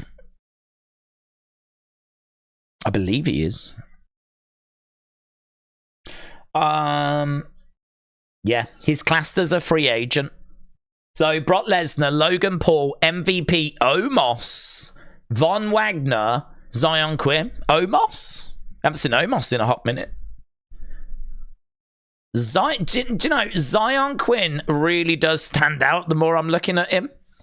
I mean, these are the free agents according to the WWE superstar list. Well, it ain't going to be Brock and it ain't going to be Logan. Ain't going to be MVP. That leaves Omos, Von Wagner. Von Wagner was a face down in NXT, and we've seen him fairly recently.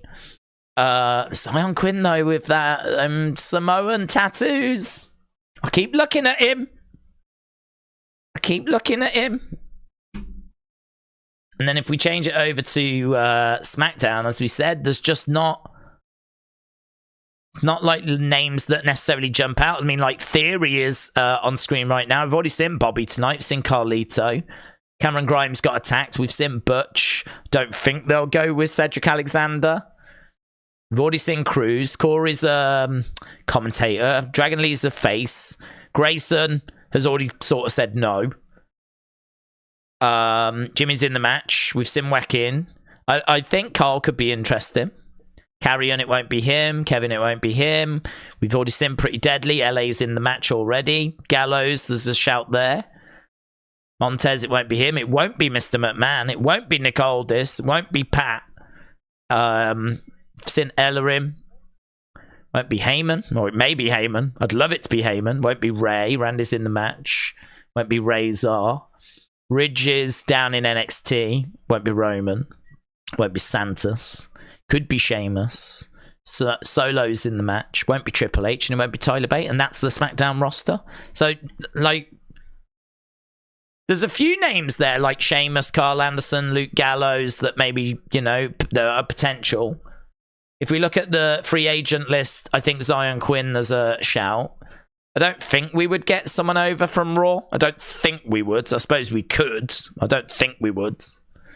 And so then you start thinking about, like, some of the legends, but I don't know. It's a real tricky one. I would not know who to put in a poll to even ask the question in a poll. What we've got right now, though, is Theory against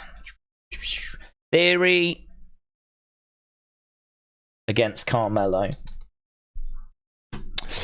I think Bron has had a big interaction with Heyman on NXT, rumored to be near the arena, and it could be a good way to promote him and Corbin tag team on NXT. Bron Breakker putting him with the Bloodline. That would be big. That would be big. When did Grayson say no, says Mitchell? Well, he said no to a match earlier, didn't he? So he was going to be in this match with Carmelo. And it was like, no, I was warmed up, but now I'm warmed down. I'm not in a state for a match. So he's put Theory into this match instead. So I've got to think that would be the same answer for him to be in a match later in the show. What happened to Albert and Isla? They've been off TV for months. 1 minute they are on TV and then they disappear. Why is there no creative? Why is their creative this bad? You would think Vince is booking them. I don't know why we brought them back. Was it like Christmas? We had them pop out of that box, seemingly terrorize Damage Control, and then they've just not been seen since. So it's been a few weeks now. So, don't know. plans change, illnesses, travel issues. It could be a plethora of things. What if it is Brock said WrestleMania? Well, that would be huge, wouldn't it? First of all, if Brock's on this show and we didn't know, that would be huge. And then if it's Brock and now he's like helping the Bloodline, if you can't beat them, join them. Heyman calls up an old friend, somehow manages to get to Nebraska in time. I mean, as of right now, Heyman's still trying to recruit people, so you know, Brock would have to be sort of there. Whoever they get really needs to be there, because unless they're only 15 minutes away, how are they going to make it in time? Do you think they turn Theory face before Elimination Chamber? Don't think so. I don't think so, because Grayson, I don't think, would be booed. So if you had Theory as face, the crowd would be behind Grayson, and that'd be a bit confusing. So I think that you just put Grayson. Maybe you do a tag match.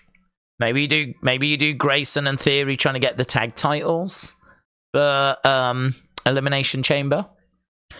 They fail, and then Grayson turns on Theory, and maybe that sets up the match for WrestleMania. That could be all right.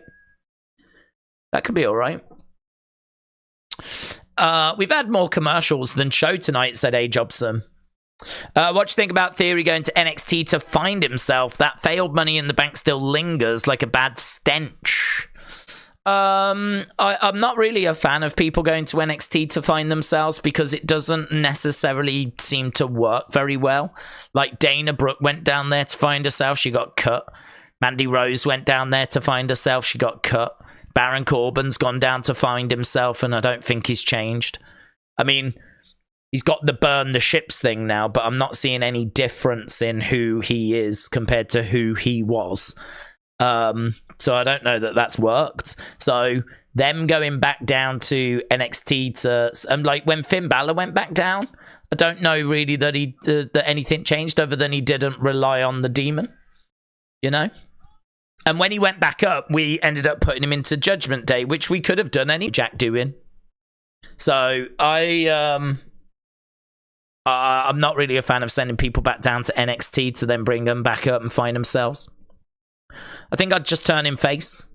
I'd turn him face and take it that way.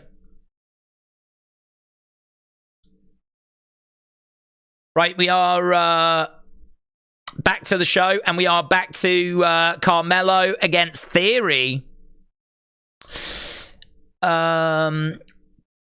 Days has left the stream so that he can be the third man. Did we get some lag, did we? Hopefully we're back now.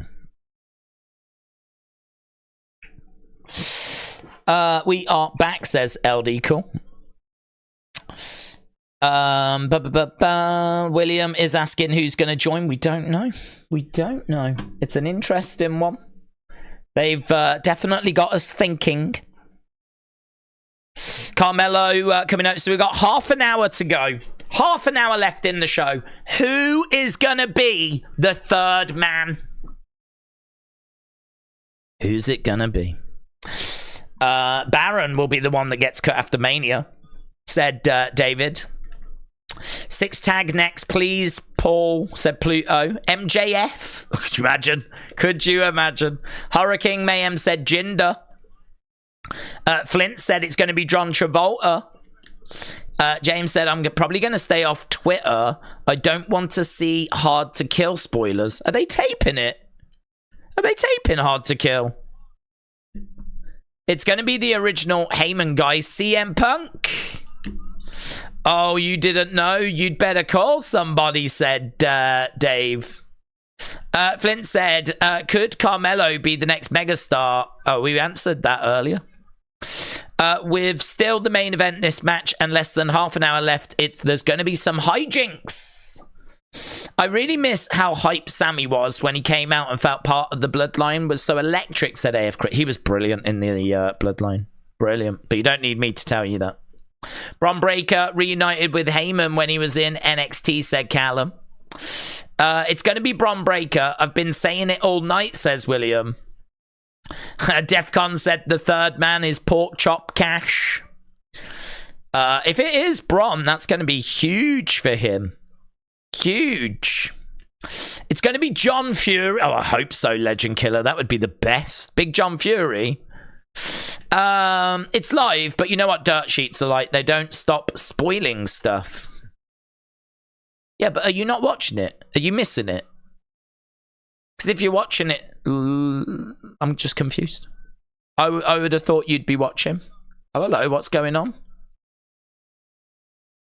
They're showing doctors here, which they wouldn't normally do. There was a clash of heads, though. So there was a clash of heads after they came off the top. The doctor gets in the ring. I don't like how they're showing it, though, to be honest. Well, if there was a concussion and all this, I really don't think they would show it. They certainly wouldn't zoom in on Austin Theory. I mean, it didn't look good, though.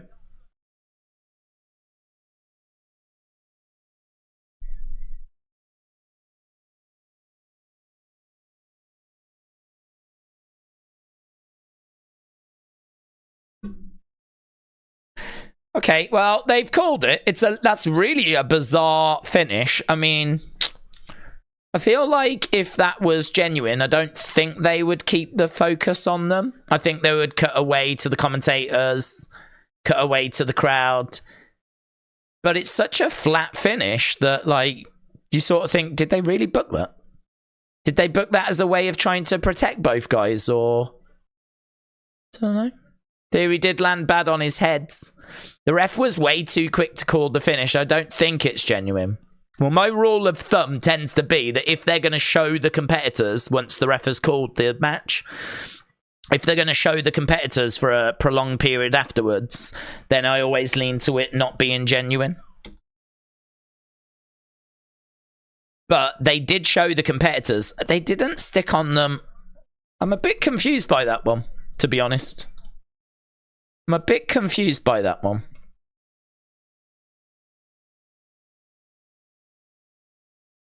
Because they did show them after, but they cut away relatively quickly. Let's see what people thought. It's a hard one to vote that, innit? It's a hard one to vote. They did show that Alba and Isla are going to be on the show next week, but we're backstage with the Bloodline.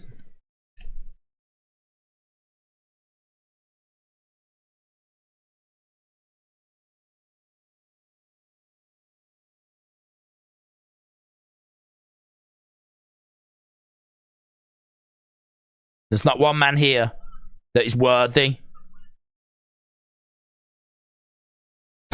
There's not one man here that's worthy, says Heyman.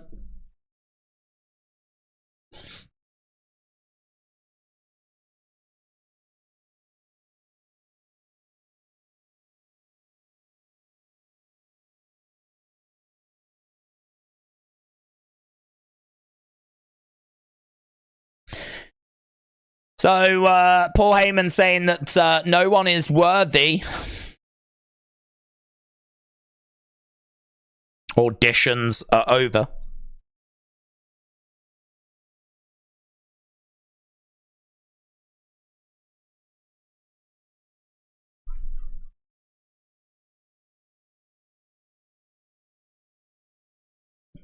Heyman said he's not worried. But Jimmy's worried.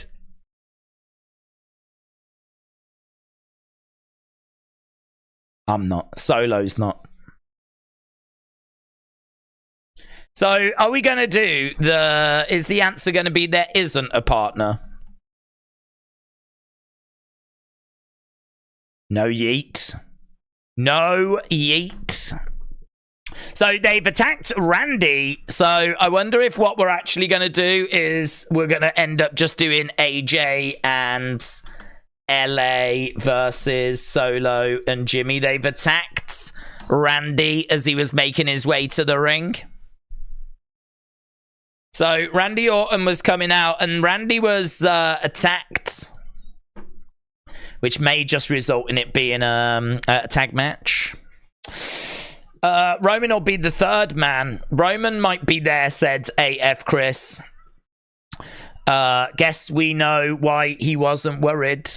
Do you think Naomi and AJ Lee will be in the Rumble? Well, Naomi is rumored to be returning. AJ Lee has been putting in some work. So, yeah, I think there's a good chance for both of those. I think there's a good chance.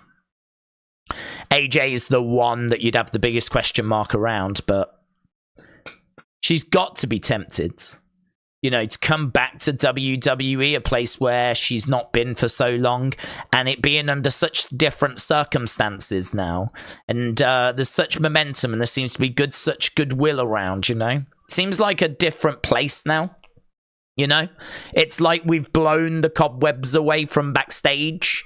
There might still be some that remain, of course. Lots of people that have been in those positions for a long time. But with Vince gone, Kevin Dunne gone, granted, you might still have Bruce Pritchard, Michael P.S. Hayes, and like some other old-timers that are still knocking around. But to be honest, I don't know that they're necessarily a problem. I think Vince has been a bit of a barrier for people. Kevin Dunne, you've heard a few stories about over the years. So, yeah, I've got to think that there's a lot of excitement about a potential return for AJ Lee.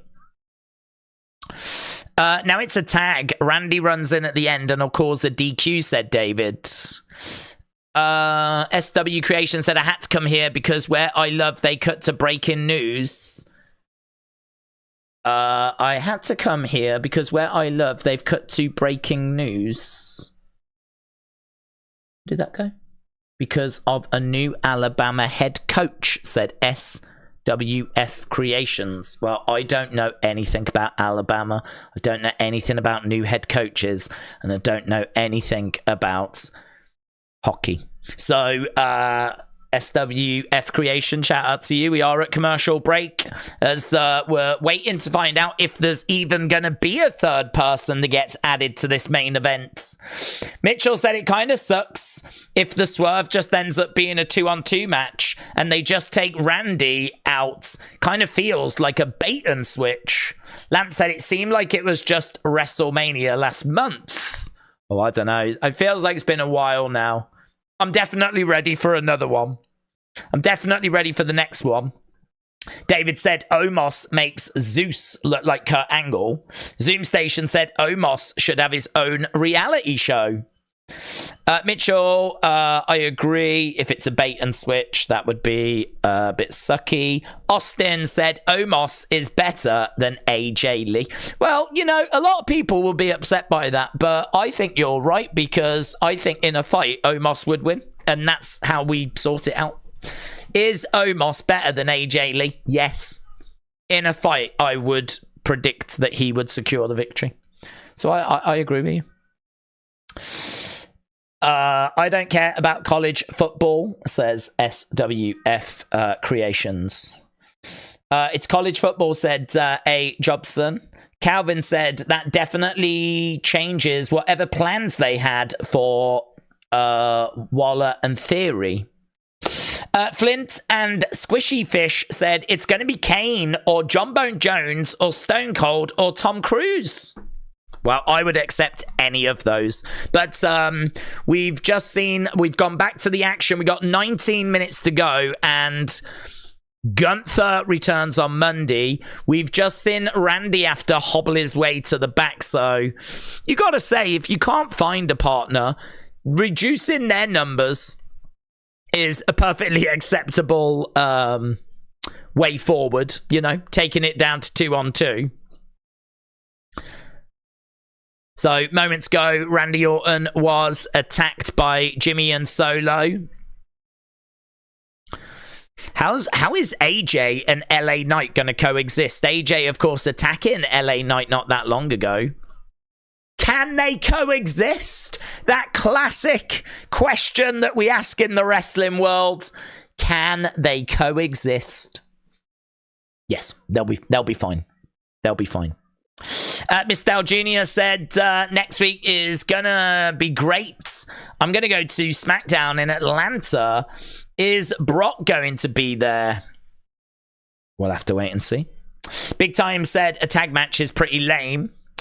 Vince Russo is booking Raw, said Davids. WWE and AEW fans said, everyone, I'm just saying hello. I'm going to watch the show tomorrow. So bye for now. Here is LA Knight making his way down to the ring. And LA Knight is having a few words with AJ. This is TNA versus WWE. This is AJ Styles and Eli Drake taking on Solo Sikoa and Jimmy Uso. If you are a real WWE fan, you'll be rooting for the Bloodline right now. Don't want these TNA wannabes coming in here, winning this match. You expect me to cheer for these? Oh, I tell you what, LA Knight's music hits. There's a woman that was not having it, man. Did you see her then?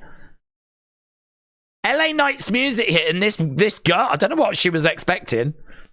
Was she not watching the show? Did she not know that LA Knight was going to be AJ's partner? But they had it. She was like, no. She did not want LA Knight to come out and be AJ's partner. Perhaps she just heard about our TNA comments and she's appalled. Right, we are underway. Bloodline.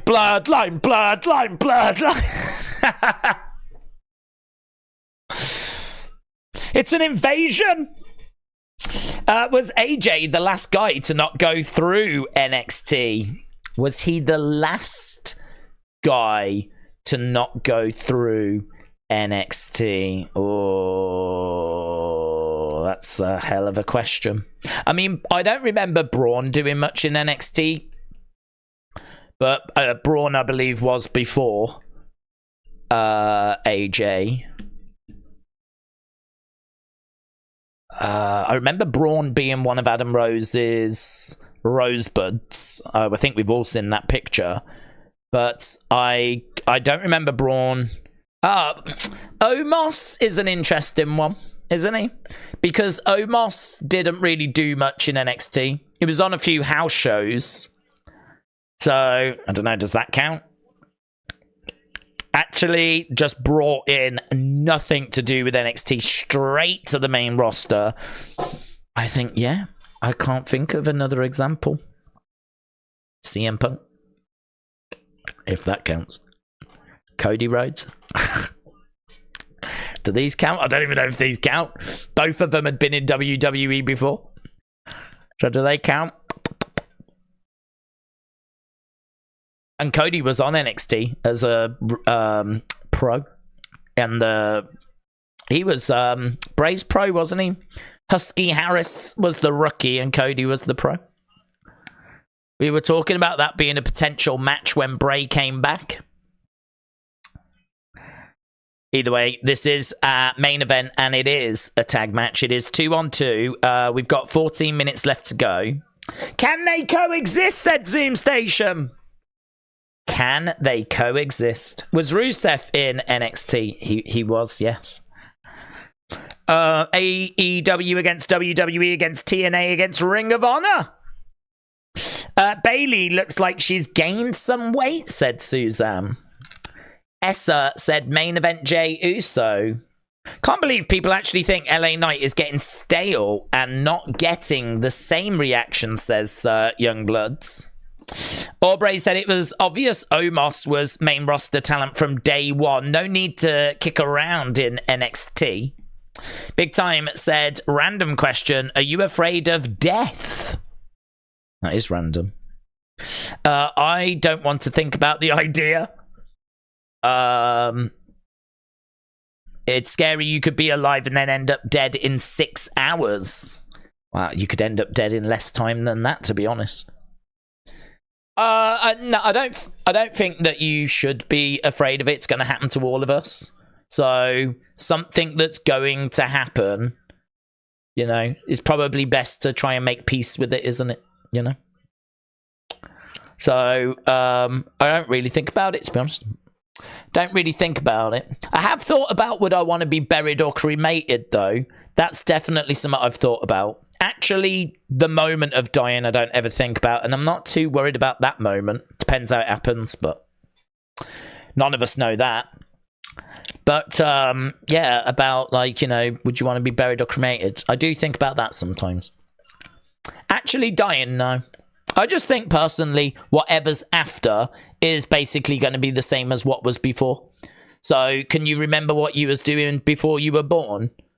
Can you remember the billions of years that the Earth was here, what you were doing? No, you can't. And so I'm guessing afterwards is just like what before was like, just a load of nothingness. But it doesn't matter. It didn't matter. You wasn't bothered by it. Nothing is nothing. And I feel like nothing is after as well. So I feel like there's probably a lot of religious people that think you go to heaven, or, you know, believe you go to heaven, or reincarnation, or whatever it might be. For me, I think I'm more... I don't know if there's a God or if there isn't a God. I have no idea. If you believe in a God, God bless you. If you don't, God bless you. Amazing. Like, whatever you want to believe. But I think I look at it more like, I don't know what I was doing before, and I don't think I'll know what I'm doing after. So I'm not worried about that. But I just don't know whether to get cremated or buried. That's the only thing. And you do think about that the more you get older. I'm 21 now. You have to think about these things. But the Samoan spike is ready, said Essa. We are at commercial break at the moment, by the way.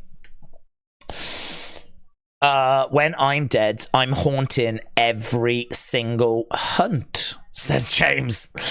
Vince McMahon is my god, said Yasphere. LB said Bailey has gained weight in all the right places. If you're saying God bless, then you believe in God, says Mitchell. That's not true. I'm saying God bless in the sense of if you believe in God, then, well, I hope your God blesses you. Whatever God you believe in. Not everyone believes in the same God as well. I saw a really interesting comment from Ricky Gervais. He said that he's an atheist and he doesn't believe in gods. And he said, I think, to Stephen Colbert, he was like, so you believe in gods? And Stephen was like, yeah. And he's like, okay, but you don't believe in all the other thousands of gods that have existed over, throughout history? And Stephen was like, no, I just believe in the one God. And he's like, okay, so I don't believe in one less God than you. You don't believe in all those other thousands of gods. And I don't believe in them either. But I also don't believe in the one that you believe in. So the difference between us is I just believe in one less God than you. I thought that was a really interesting way of putting it, you know? So I kind of feel like if people believe in religion, that's great that they've got that and that they believe in that, and that I'm sure provides comfort and guidance. I don't know. I don't know. I don't know what there is. I'm not really someone that does blindly follow things, to be honest. So I need Dave Meltzer to tell me if there's a God or not. I need Sean Rossap to tell me what the latest is. That's where I get my news from. I get my news from WrestleVotes, from Sean Rossap, from Dave Meltzer, and they've not told me anything on the existence of God and religion, so I'm just in the dark. Do you know what I mean? And even if Dave Meltzer did tell me, it would probably turn out plans had changed. So it makes it very confusing.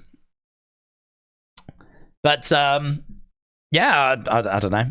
None of us do. But I wouldn't worry about it. I'd be a lot more worried about if Cody's going to finish his story. Yeah, that's a lot more concerning. That's a lot more immediate. We are on the outside, Jimmy, with a karate stance, keeping LA Knight at bay. It worked as well. Tag being made, in comes Jimmy Uso. Jim said, if I sadly die, I want a Tupperware corner coffin so someone can burp my corner. That would be nice. That would be nice. That would be beautiful. I hope that comes true for you, Jim. Right, we've got AJ in the corner. Jimmy having a little look over at LA Knight. Yeah. I would trust Marvin the Movie Monster over the Dirt Sheet writers, said Travis. If Dave Meltzer fell in a forest, would he make a sound?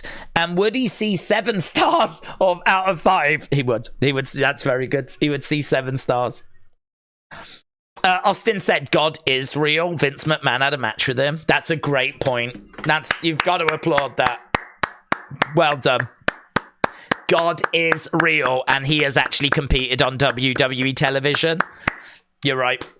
Anyone that's competed in a match clearly is real. I'm an idiot. Of course. Not only did I not acknowledge him, but he's also a WWE superstar.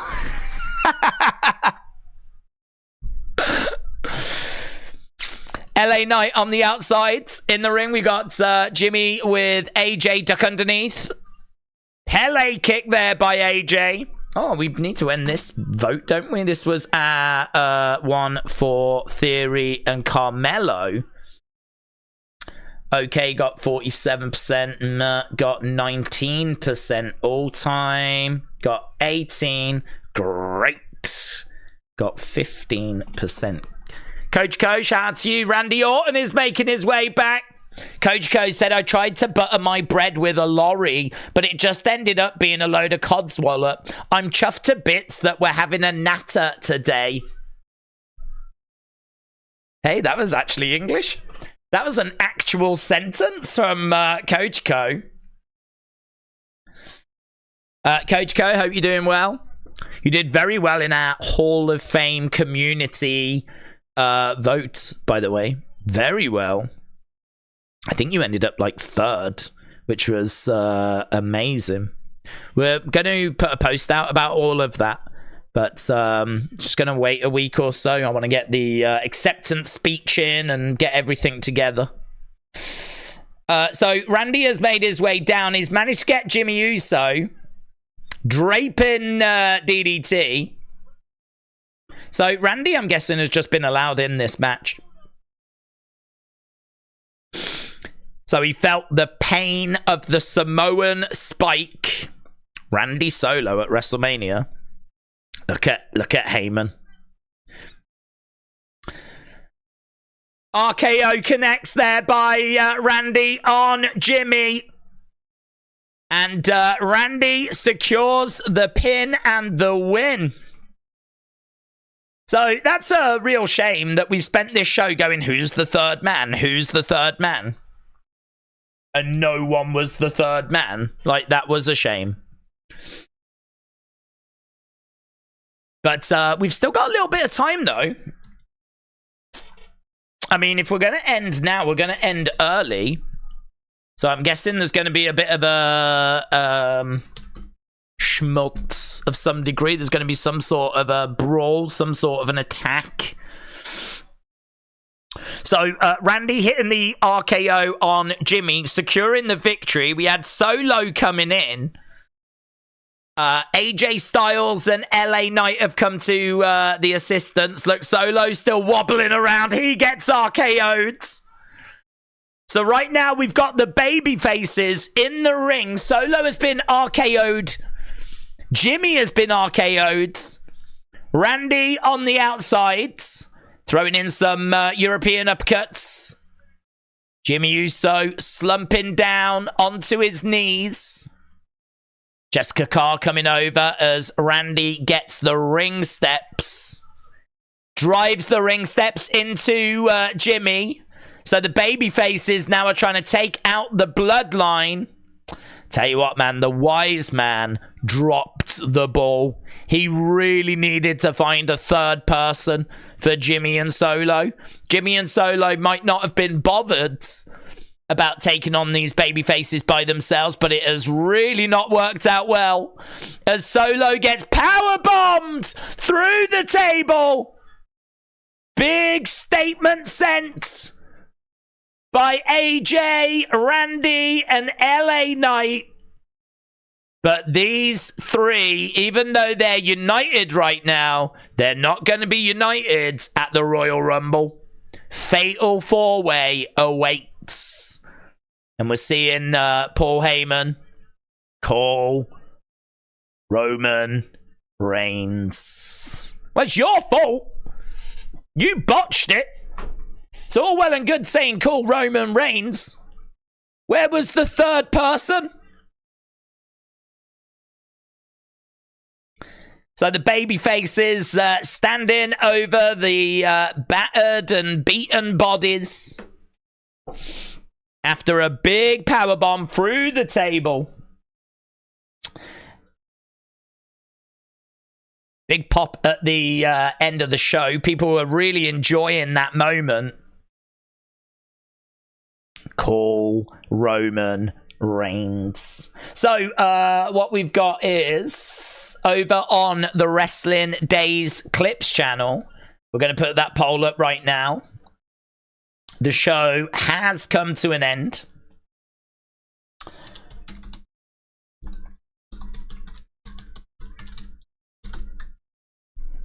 I thought the show was okay.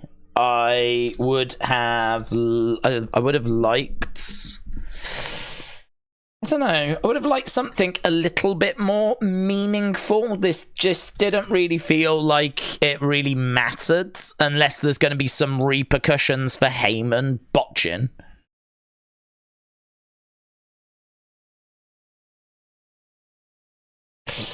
Right, 3 goods, 2.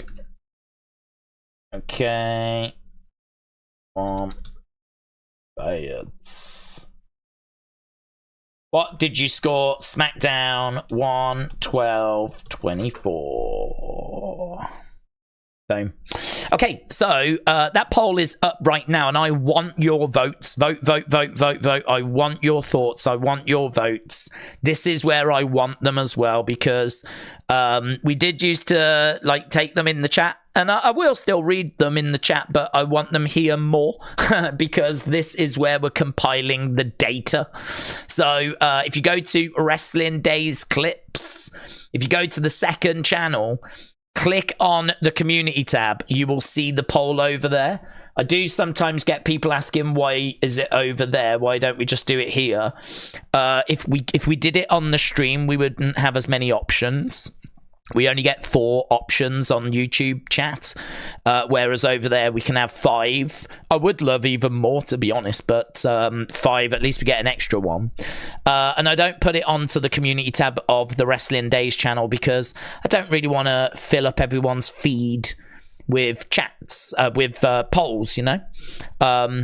I think it's better that we just push that a little bit to the side. So here we can still do it. It's pushed a little bit out of the way, and we've got a record over here of all the previous scores for all the other shows, which I am recording. Look, so we can kind of go down with all these previous ones. So that is the place where they are all being kept. So we can actually add the NXT score in. So this is the show scores. These are all the show scores. We need to add NXT because I don't think we added it. So looking at NXT, that scored 47% good. Need to add the 26 that was great and the 9 that was all time. So that means that it's going to be 67, 73, 82. It's going to be 82% good. That's what the NXT show was. 82. Oh, so we're down here. So NXT on Tuesday is actually down here. So it scored good. And it was, I think, 8. Did I say 80? Have a look. 82%. 82%. So good. 82% for NXT. Its actual score was good. 47%. NXT. And that was the 1st of the 9th. Blah, blah, blah. Right, we've got to clean this up a little bit. We want to make that white. And we want to make that block. And I think that's about correct. Correct us. Right. Lovely. So, yeah, that's not good, though, is it? Not good, that score for NXT. These are all the other shows, so you can see where all the other shows. So we will add, on Monday, on Raw, we will add this week's Raw to this list, and we'll see where it's scored. So, yeah, honest thoughts, honest feedback is welcome and wanted. So, we've got that. The other thing we've got as well, and I do like to show this as well, because I feel like people would be interested. This is an up-to-date list of the best matches so far. So this involves all the matches so far, including NXT. You can see there's an example there. OTM against Tony Stacks from the 9th. One here, look, Dragon Lee against Alexis King from the 9th. Obafemi against Dragon Lee, which resulted in a new champion from the 9th. Oro Mensah against Josh Briggs. People really enjoyed that. Bron Breakker and Baron Corbin against Gallus. So we've got all these. These are the best matches so far at the top for the year so far. Becky against Nia is still the top match of the year so far. Rhea and Ivy were second. Trick Williams, Grayson Waller. Seth Rollins against Drew. Cody against Shinsuke. Miz and R-Truth against JD and Dirty Dom. LA Knight against Randy against AJ. Roman interfered. That was the triple threat to find the number one contender. So we've got a running list of the best matches and the worst. The worst matches, Roxanne Perez, Ariana Grace. Second worst match was Shayna and Zoe against Tegan and Natalia. Blair Davenport against Nikita Lyons was next. And do you know what's great about this? We're getting like a good couple of 100 votes on each match. This is as warranted as Cage Match. We're getting responses around the same as what Cage Match gets. So this is not something that's just irrelevant. This is giving us quite a nice snapshot as to what the community has enjoyed. So I will add the SmackDown matches to that. I will add the SmackDown matches to that. I won't do it live. That'll take too long. I don't mind adding the previous show live, but like adding all the matches live, I'd rather do that away from the streams, and we can always just dig in as and when. But yeah, feel free to keep putting in your thoughts, sharing your thoughts as to what you thought about SmackDown. Mitchell said, I'm sorry to say the ending dropped to like a 6-6-2-5. We've got to call out bait and switches.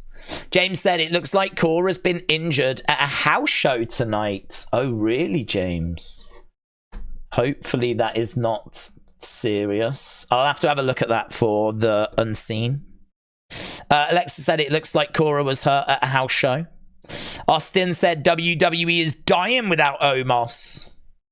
Dylan said, when they did the Shield bomb, a fan was doing the Roman yell. Kashawn said, what do you rate the show tonight? Yeah, I thought it was fine. I don't think it was spectacular. I'd probably score it around about that kind of 6 mark as well. I mean, I think that it's a little bit of a shame that they did a whole story about who the person's going to be to keep people around, and then, yeah, like, there wasn't anyone. Like, that is cheeky. That is cheeky. There's no two ways of, you know, there's not really any two ways about it. That was cheeky. So, I can understand people being down on that. Ethan said, I've got a question. Do you think Randy should bring back his Burn in My Light theme? What are his chances of dethroning Roman? Well, I don't think his chances are that high of dethroning Roman, but he has a chance. I mean, the fact it's a fatal 4-way means it's a lot more crowded. You know, there's no way the Bloodline can take out 3 other people. So I think that's kind of what we've seen tonight, actually, is that the Bloodline can't cope with 3 people, and there's no one that's willing to help them. So it begs the question, how is Roman going to get past this challenge? I think he will. But it's an interesting episode from that perspective, making you question, what are the Bloodline going to do? It's not often that we see the Bloodline getting decimated before a pay-per-view. But yeah, cool Roman Reigns. We'll have to see what Roman thinks about this and if there's a plan that can be put in place. So yeah, I think that Randy's got a chance. Should he bring back his old theme? I don't think there's a need to. I think people love his current theme, Voices. So I don't think there's a need to bring back the old theme. I think fans would react well if he did for a short time. But to be honest, you'd get people going, oh, I love this theme. But you'd get probably more people going, oh my God, I loved Voices. Don't tell me that's gone. So, I don't know. Maybe if he said something like, I need to dig into my past. I need to, you know, become that person that I used to be. I need to really feel like that legend killer again and use that as a way to bring back the old theme as a one-off. Like, I think people would be really into that. But to bring it back, like, permanently, I think you'd have a fair few people disappointed that Voices had gone. Big Time said if Roman drops the title at WrestleMania, his title reign will end at 1,311 days. Harley, hello, shout out to you. Harley said, Austin, they're afraid of the truth, and that is that Omos is better than everyone in the locker room and on the microphone.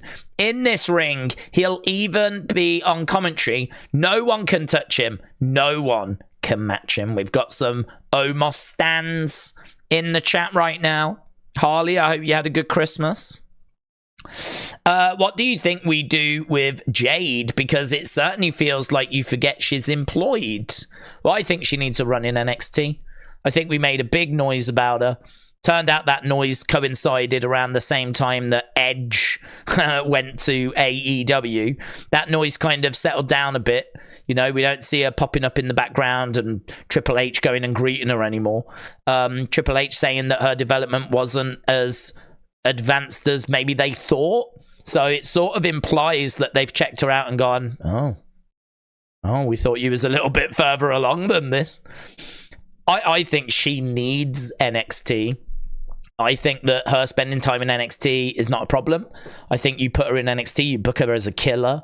You book her as someone undefeated. She wins the women's title. She can show up to Raw. She can throw her weight around, do the odd match on Raw. A bit like Carmelo's doing right now. Give her a run in NXT. Build her up. Keep training her. Keep working in with her. Keep investing in her. The more that you can work with her. I think she is someone that wants to learn. I think she is someone that's a sponge. I think she is someone that will just absorb this information and put it into effect. I don't think she's an idiot that's just not going to get this. I think she can get this, but yeah, I mean, we've questioned many times what AEW's training facilities are like. You know, I think they use the Nightmare Factory, which I think is fine, but I don't know that it's a market leader. I don't know that it's a revolutionary school. I certainly don't think it's of the caliber of the Performance Center.